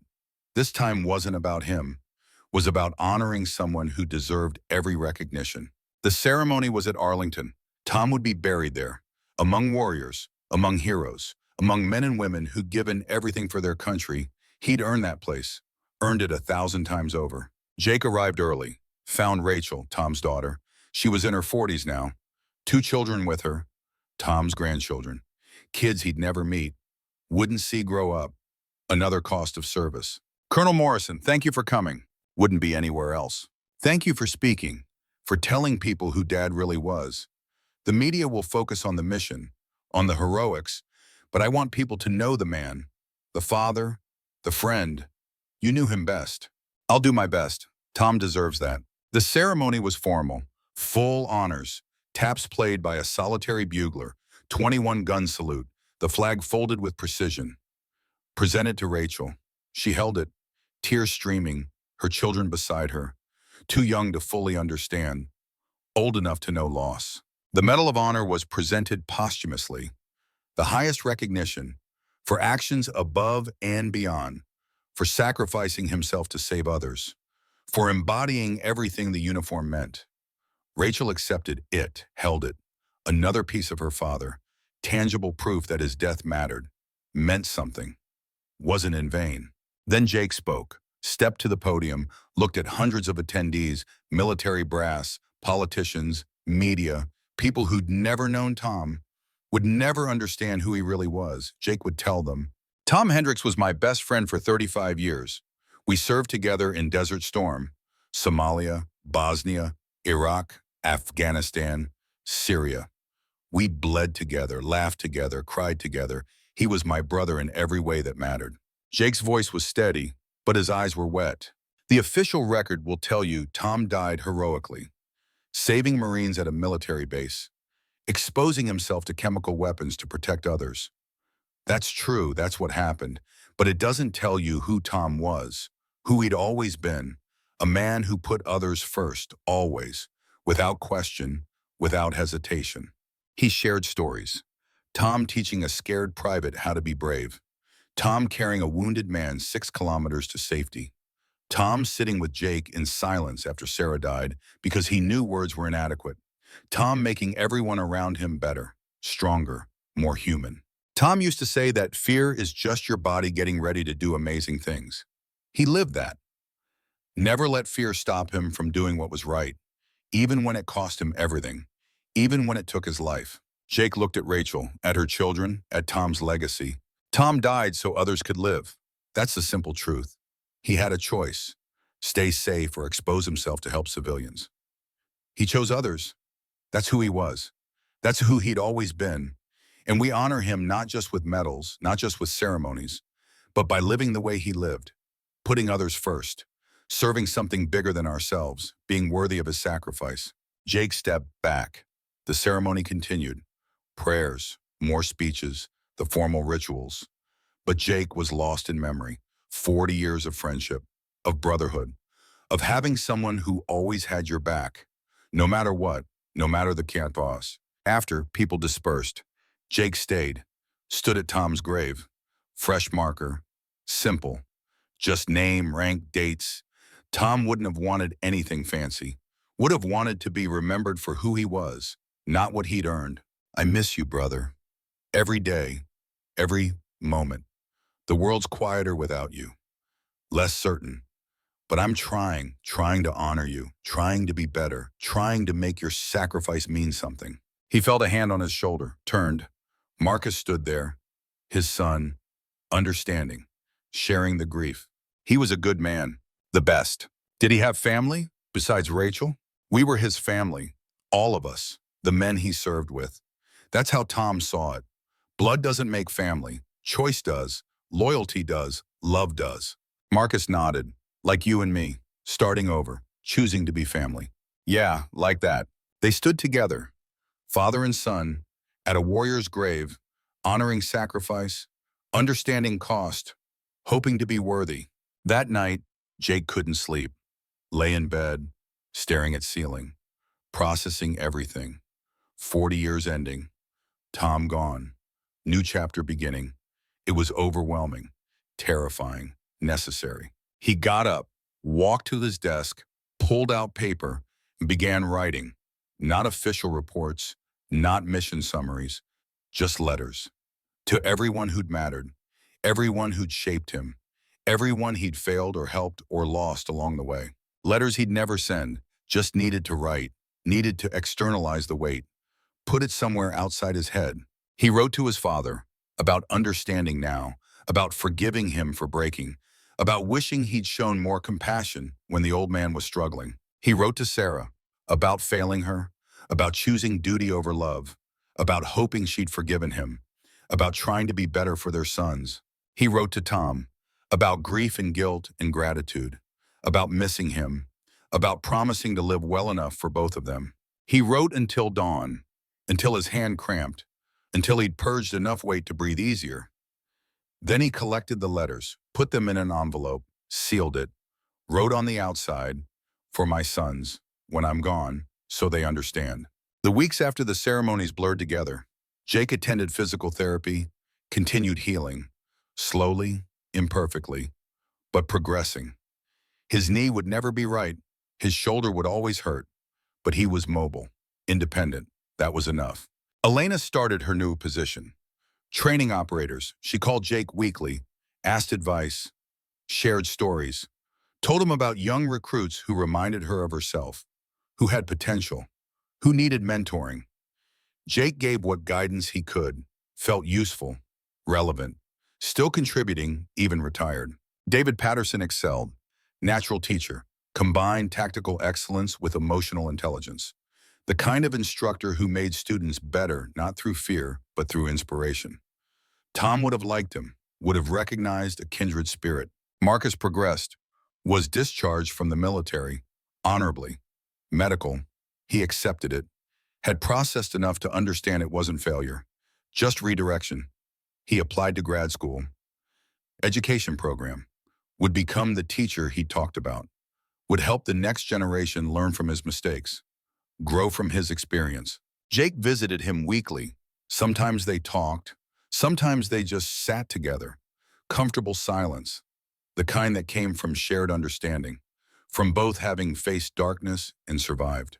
3 months after retirement, Jake's civilian son David called. "Dad, Emma has a question for you." Small voice came on the line. "Grandpa?" "Hi, sweetheart. Daddy says you're not working anymore, that you're retired." "That's right. Does that mean you can come to my dance recital?" "It's next month. I'm a butterfly." Jake felt his chest tighten. A dance recital. Such a normal thing, such an ordinary request. The kind he'd missed hundreds of times during his career. Too deployed, too busy, too committed to mission. "I'll be there, front row, I promise." "Really?" "Really. I wouldn't miss it for anything." She squealed with joy, passed the phone back to David. "You sure, Dad? I know travel's hard with your knee." "I'm sure. This matters. She matters. I'm not missing this." "Thanks, Dad. It means a lot. To her, to us." The recital was in Charlotte. 3-hour drive. Jake made it, arrived early, found his seat, front row as promised, waited. The auditorium filled with parents, grandparents, families excited to watch children perform. Jake sat among them, just another grandfather. Not a colonel, not a warrior, just a man waiting to see his granddaughter dance. David and Christina arrived, sat beside him. Christina squeezed his hand. "Thank you for coming. It means the world to Emma." "Wouldn't be anywhere else." The lights dimmed, music started, children filed onto stage. Various costumes, butterflies, bees, flowers, a garden theme. Emma was in the 3rd row, purple tutu, wire wings that wobbled slightly, face painted. She scanned the audience, found Jake, waved, big smile, pure joy. The performance was amateur, 7-year-olds in costumes. Some remembered choreography, some didn't. Some just stood there looking confused. Parents laughed, applauded mistakes, celebrated effort. Emma danced with complete commitment, completely unself-conscious. The way children do before the world teaches them to doubt. She spun, she leaped. She fluttered her wings with dramatic flair. When she forgot steps, she improvised, kept moving, kept smiling. Jake watched her, tears in his eyes. This is what he'd missed. This is what duty had cost. Moments like this, simple, beautiful, irreplaceable. He traded them for missions, for objectives, for abstract concepts like national security. He thought about all the recitals he'd missed, his sons, his wife's disappointment, the empty chair where he should have been, the photos that should have included him but didn't. 40 years of absence, 40 years of choosing duty over family. But he was here now, present, witnessing, feeling every moment. The joy, the pride, the love. It overwhelmed him, made him understand finally what Sarah had been trying to tell him all those years. This was what mattered. Not medals, not recognition, not even the missions. This, family, presence, love.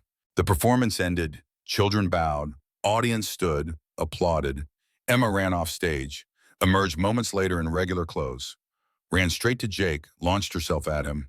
He caught her, lifted her despite his knee protesting.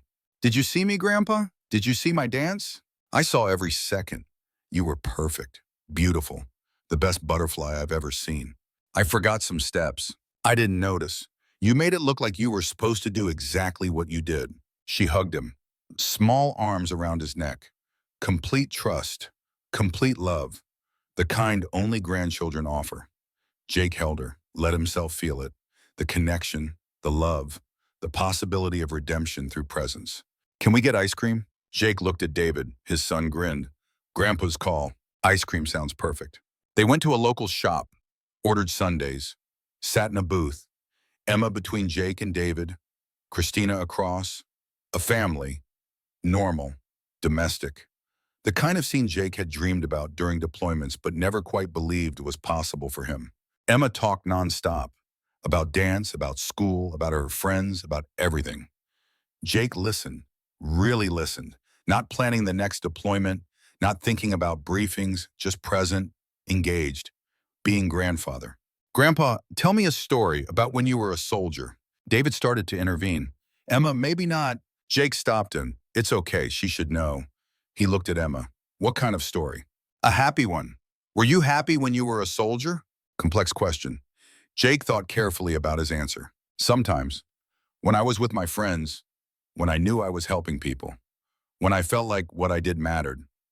But I wasn't always happy. I missed a lot. Missed your dad growing up. Missed moments like this. I thought duty was more important than family. I was wrong. Is that why you're not a soldier anymore? Yes, I wanted to be here with you, with your dad, with people I love. That's more important than anything else. Emma processed this, nodded. I'm glad you're here now. Me too, sweetheart. Me too. Had it been worth it? He still didn't know. Probably never would. But he was here now. Present, witnessing. That had to count for something. She hugged him. Small arms around his waist. Complete trust. Complete love. The kind only grandchildren offer. Jake held her, let himself feel it. The connection, the love, the possibility of redemption through presence. David invited him to dinner. Family dinner. Christina, David's wife, had cooked. The four of them sat around a table. Normal, domestic. The kind of scene Jake had missed thousands of times. He savored it. Every moment, every word, every laugh. Emma told him about school, about friends, about her favorite subjects. She was smart, curious, asked endless questions. Jake answered them all. Patient, present, engaged. Being the grandfather he'd never been before. After Emma went to bed, David and Jake sat on the porch. Beer between them.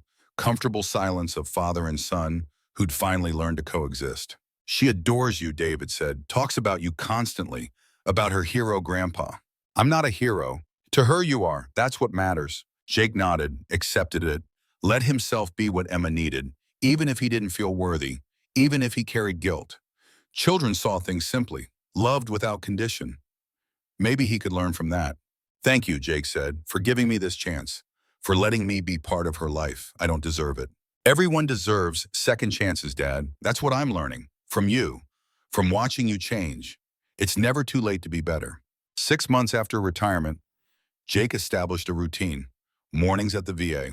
Volunteering, talking to veterans, sharing his experience, offering hope to those struggling, afternoons with physical therapy, evenings writing, memoirs, not for publication, just for himself, for his sons, for Emma, so they'd understand. One morning, Elena called. Sir, I have a favor to ask. Anything. I'm training a new class, 20 operators, fresh, talented, but green. They need perspective, need to hear from someone who's been there. Would you come speak to them? Jake hesitated. Teaching wasn't his strength. Tom had been the natural instructor. Jake had just led. But Elena was asking, and these were the next generation. The ones who'd carry forward. Maybe he owed them something. What would I talk about? Whatever you think they need to hear. Lessons learned, mistakes made, what you'd do differently. Just be honest. That's what they need, honesty. Okay, when? Next week, Tuesday morning? Jake spent the week preparing. Not formal remarks, just thoughts. Truths. Things he wished someone had told him at 23. Things that might help them avoid his mistakes. Tuesday came. He drove to Fort Bragg, Elena's training facility. Modern, well-equipped. 20 young faces watched him enter. Curious, respectful, seeing the medals on his civilian jacket, the cane, the limp, a broken warrior, still standing. Elena introduced him. This is Colonel Jake Morrison, 40 years service, more classified missions than I can count. He's here to share wisdom. Listen, learn, show respect. Jake stood at the front, looked at 20 faces, saw himself, young, eager, certain they were invincible, certain duty mattered most. He'd believed the same ones, had learned hard truths. I'm not going to tell you war stories, Jake began. You can read those in reports. I'm going to tell you what nobody told me, what I wish I'd known, what might save your lives and your souls. He had their attention. First, you're not invincible. I know you think you are. I did too. But bodies break, minds break. Every mission takes something from you. Small pieces, over years, over decades, until you look in a mirror and don't recognize yourself. So take care of yourself. Mental health isn't weakness, it's maintenance. Use it. Some nodded, others looked skeptical. Youth always did. Second, the mission isn't everything. I spent 40 years believing it was. I was wrong. Family matters more. Being present matters more. Don't make my mistake. Don't sacrifice everyone you love for duty. Find balance. It's possible. I just didn't know how. He saw understanding in some eyes. These weren't all single. Some had families. Some knew the tension. Third, learn when not to fight. That's the hardest lesson. The most important. Any fool can pull a trigger, can kill. True warriors know when violence isn't the answer, when mercy is stronger, when walking away takes more courage than charging forward. Elena smiled. This was her teaching, Tom's teaching, passing forward. Fourth, take care of your brothers, your sisters, the people beside you. They matter more than the objective. I lost my best friend, Tom Hendricks. He died following my orders, protecting my son. That sits with me every day, every moment. Honor your people, protect them, bring them home. The room was silent, absorbing, processing. Fifth, if you see something wrong, speak up, even if it costs you, especially if it costs you. I know operators who stayed silent, who went along, who convinced themselves that orders mattered more than conscience. They're not warriors, they're just killers. Be better. He paused, gathered his thoughts. Final words, most important words. When I was your age, I thought strength meant never showing weakness, never admitting fear, never asking for help. I was wrong about that too. Real strength is vulnerability, is saying you're not okay, is accepting help when you need it. Tom Hendricks taught me that. Took me 40 years to learn. Don't take as long as I did. Jake looked at Elena. She was crying. Quiet tears. Proud tears. He'd said what needed saying, had been honest, had given them what he wished he'd received. Any questions? Hands raised, Jake answered. For an hour. About missions, about choices, about living with consequences, about finding purpose after violence, about healing, about hope, about everything they needed to hear and most instructors wouldn't say. After, young operators approached, thanked him, shared their own struggles, their own doubts. He listened, offered what wisdom he had, what perspective, made himself available, gave them his number, told them to call if they needed someone who understood. One young man, maybe 25, stayed after everyone else left. Sir, can I ask something personal? Of course. Do you regret it? Serving, given what it cost? Jake had been asked this before. Always struggled with the answer. Today felt different. Today he had clarity. I regret how I served. The imbalance. The choices I made. But I don't regret serving. The world needs warriors. Needs people willing to stand in the gap. To protect others. Just do it better than I did. Serve with wisdom, with balance, with humanity. And when it's time to stop, stop. Don't wait 40 years like I did. The young man nodded, understood. Walked away with something. Hope maybe. Permission maybe. Understanding that serving didn't require destroying yourself. Elena found Jake sitting alone in the classroom. Thank you, that was powerful. Exactly what they needed. I just told the truth, what I wish someone had told me. Tom would be proud that you're passing forward his lessons, his wisdom, his heart. Our lessons, our wisdom. Tom and I learned together, failed together, Now I'm trying to make sure the next generation doesn't repeat our mistakes. You're doing it through me, through David, through everyone you've touched. That's legacy. That's what matters. Jake looked at this young woman who'd become his daughter, who was carrying forward everything he and Tom had tried to teach, who was making warriors better, wiser, more human. You're going to change special operations, Elena. Make it better, more ethical, more sustainable. Tom saw that in you. So did I. Keep doing what you're doing. Keep teaching. Keep caring. That's how you honor him. Honor everyone who sacrificed. I will, I promise. And sir, you're always welcome here. Anytime you want to teach, to share. These kids need to hear from warriors like you. Real warriors, not Hollywood versions, but men who've been broken and healed, who've failed and learned, who've survived and found meaning. I'll come back. When you need me, it feels good, being useful, contributing, even retired. They walked out together to the parking lot. Jake climbed into his truck, drove away, feeling lighter, feeling purposeful. The message was getting through. The next generation was learning. Tom's legacy was alive. That mattered. That was enough. He attended Marcus's graduation, master's in education, watched his son walk across stage, proud, healed enough to move forward, to build a life beyond trauma. Jake stood and cheered, embarrassing him, not caring, feeling pride so intense it hurt. Marcus got a job, teaching history at a high school, starting in the fall. He was nervous, excited, ready. Jake helped him prepare, shared stories, offered advice, became the father he should have been decades ago. Elena visited monthly, brought stories about training, about the next generation, about carrying forward the legacy. She'd found her calling, was extraordinary at it. Students loved her, learned from her, became better warriors because of her. 1 year after retirement, Jake stood at Tom's grave, anniversary of his death. He came alone, brought flowers, stood in silence, remembering, grieving, honoring. It's been a year, brother. A lot has changed. I'm different, softer maybe, more present. I think you'd like who I'm becoming. Hope you would. He told Tom about Emma, about Marcus teaching, about Elena's success, about David's forgiveness, about learning to live instead of just survive.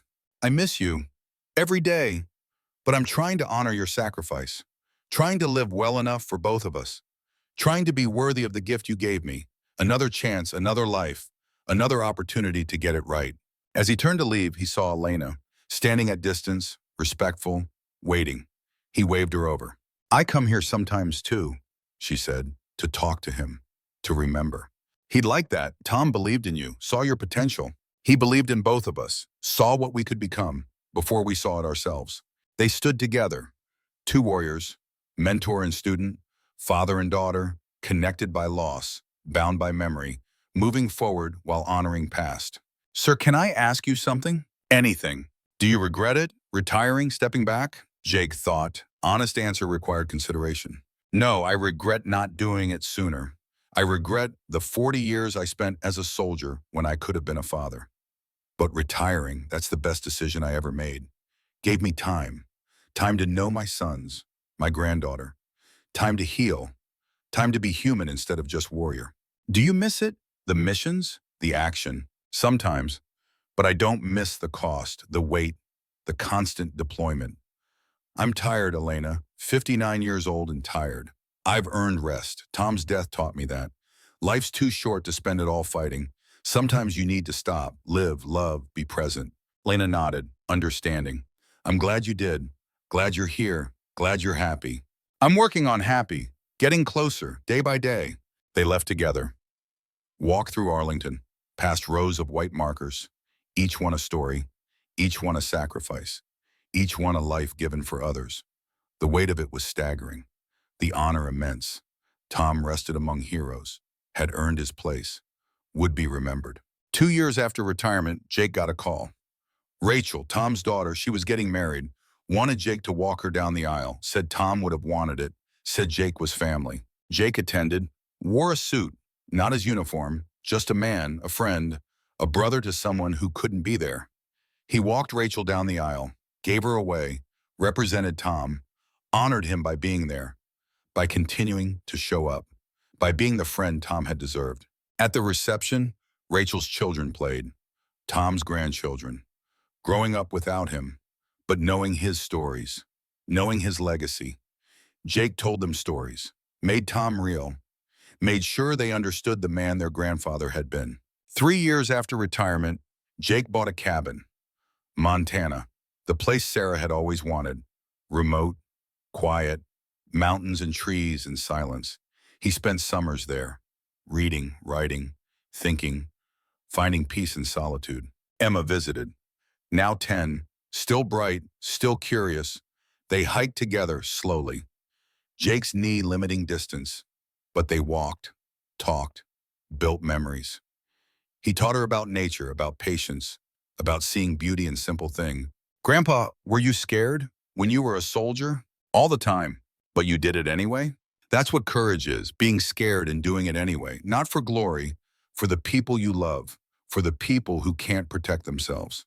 Will I be brave like you? You already are. Every day you're brave, going to school, making friends, trying new things. That takes courage. Different than my courage, but just as important. She thought about that, accepted it. Kids had a way of understanding things adults made complicated. Marcus visited too, brought stories from teaching, about students, about lives he was shaping, about making a difference. He'd found his calling, was good at it, was healing through helping others. Thanks, Dad, for showing me this was possible, for proving you could change, could heal, could become someone different. You did that yourself. I just showed you it was possible. That's enough. Knowing someone else walked this path, that makes it easier to walk yourself. 4 years after retirement, Jake's knee gave out completely, required another surgery, more recovery. He was 62 now, body wearing down, but spirit intact. He endured the surgery, the pain, the slow rehabilitation, because there was reason to. People who needed him. Life worth living. Elena had been promoted. Major, running an entire training program, transforming how special operations trained warriors, emphasizing ethics alongside tactics, teaching when not to fight, when mercy was stronger than violence. Tom's legacy lived through her work. David Patterson had married, had a child, named him Thomas, after Tom Hendricks, wanted his son to know the story, to understand the sacrifice, to carry forward the name of a hero. Jake was honored when David asked him to be the godfather, to help raise Thomas, to pass on wisdom, to be present in ways he hadn't been for his own sons. Second chance, third chance, however many chances it took to get it right. 5 years after retirement, Jake attended a ceremony. Elena was receiving an award, Excellence in Training, creating the most effective program in special operations. She gave a speech, thanked her mentors, named Jake and Tom, said everything she knew came from them, from their example, from their sacrifice. Jake sat in the audience, Marcus beside him, David and his family, Emma now 12, growing up, still bright, still his granddaughter, all there, all present, all proud. This was legacy, not medals, not missions, not the classified operations nobody would ever know about, but people, the next generation, taught, mentored, loved, set on paths that would continue long after Jake was gone. After the ceremony, they gathered. Jake's family, chosen and born, Elena, David Patterson with little Thomas, Marcus, Jake's son David with Christina and Emma.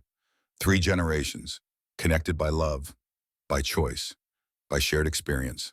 They took a photo, all together, Jake in the center, surrounded by family, by legacy, by proof that a broken warrior could heal, could change, could find redemption through presence, through love, through simply showing up, day after day, year after year. That night, Jake looked at the photo, studied faces, saw Tom and David Patterson smile, saw Sarah in Emma's eyes, saw hope in Marcus's peace, saw his own redemption in everyone present. He'd made it, against odds, against trauma, against 40 years of damage.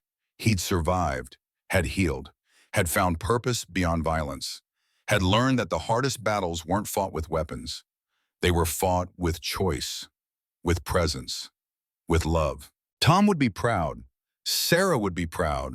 His father, wherever broken warriors went, would understand finally, would see that the cycle could break, that redemption was possible, that it was never too late to change. Jake Morrison, 63 years old, retired colonel, wounded warrior, had completed his final mission, not with violence, with healing, with family, with presence.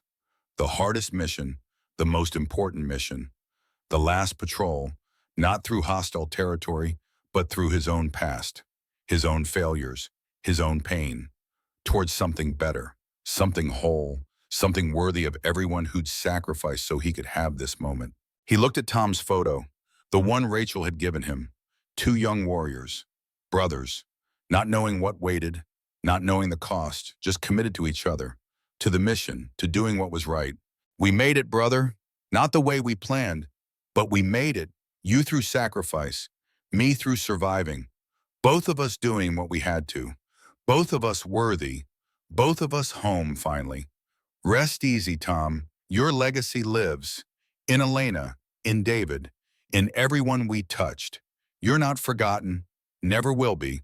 I'll make sure of that. Until my last breath. Brothers forever. Jake Morrison closed his eyes. Felt peace. Real peace. The kind that came from knowing you'd done your best, made amends, been present, loved fully. The kind of peace warriors rarely found. But could, if they were willing to do the work. Make the changes, choose healing over hardness. Choose presence over pride. Choose love over duty. The last patrol was complete. The mission accomplished. The warrior home. Finally, truly home, said Cohen. And it was enough.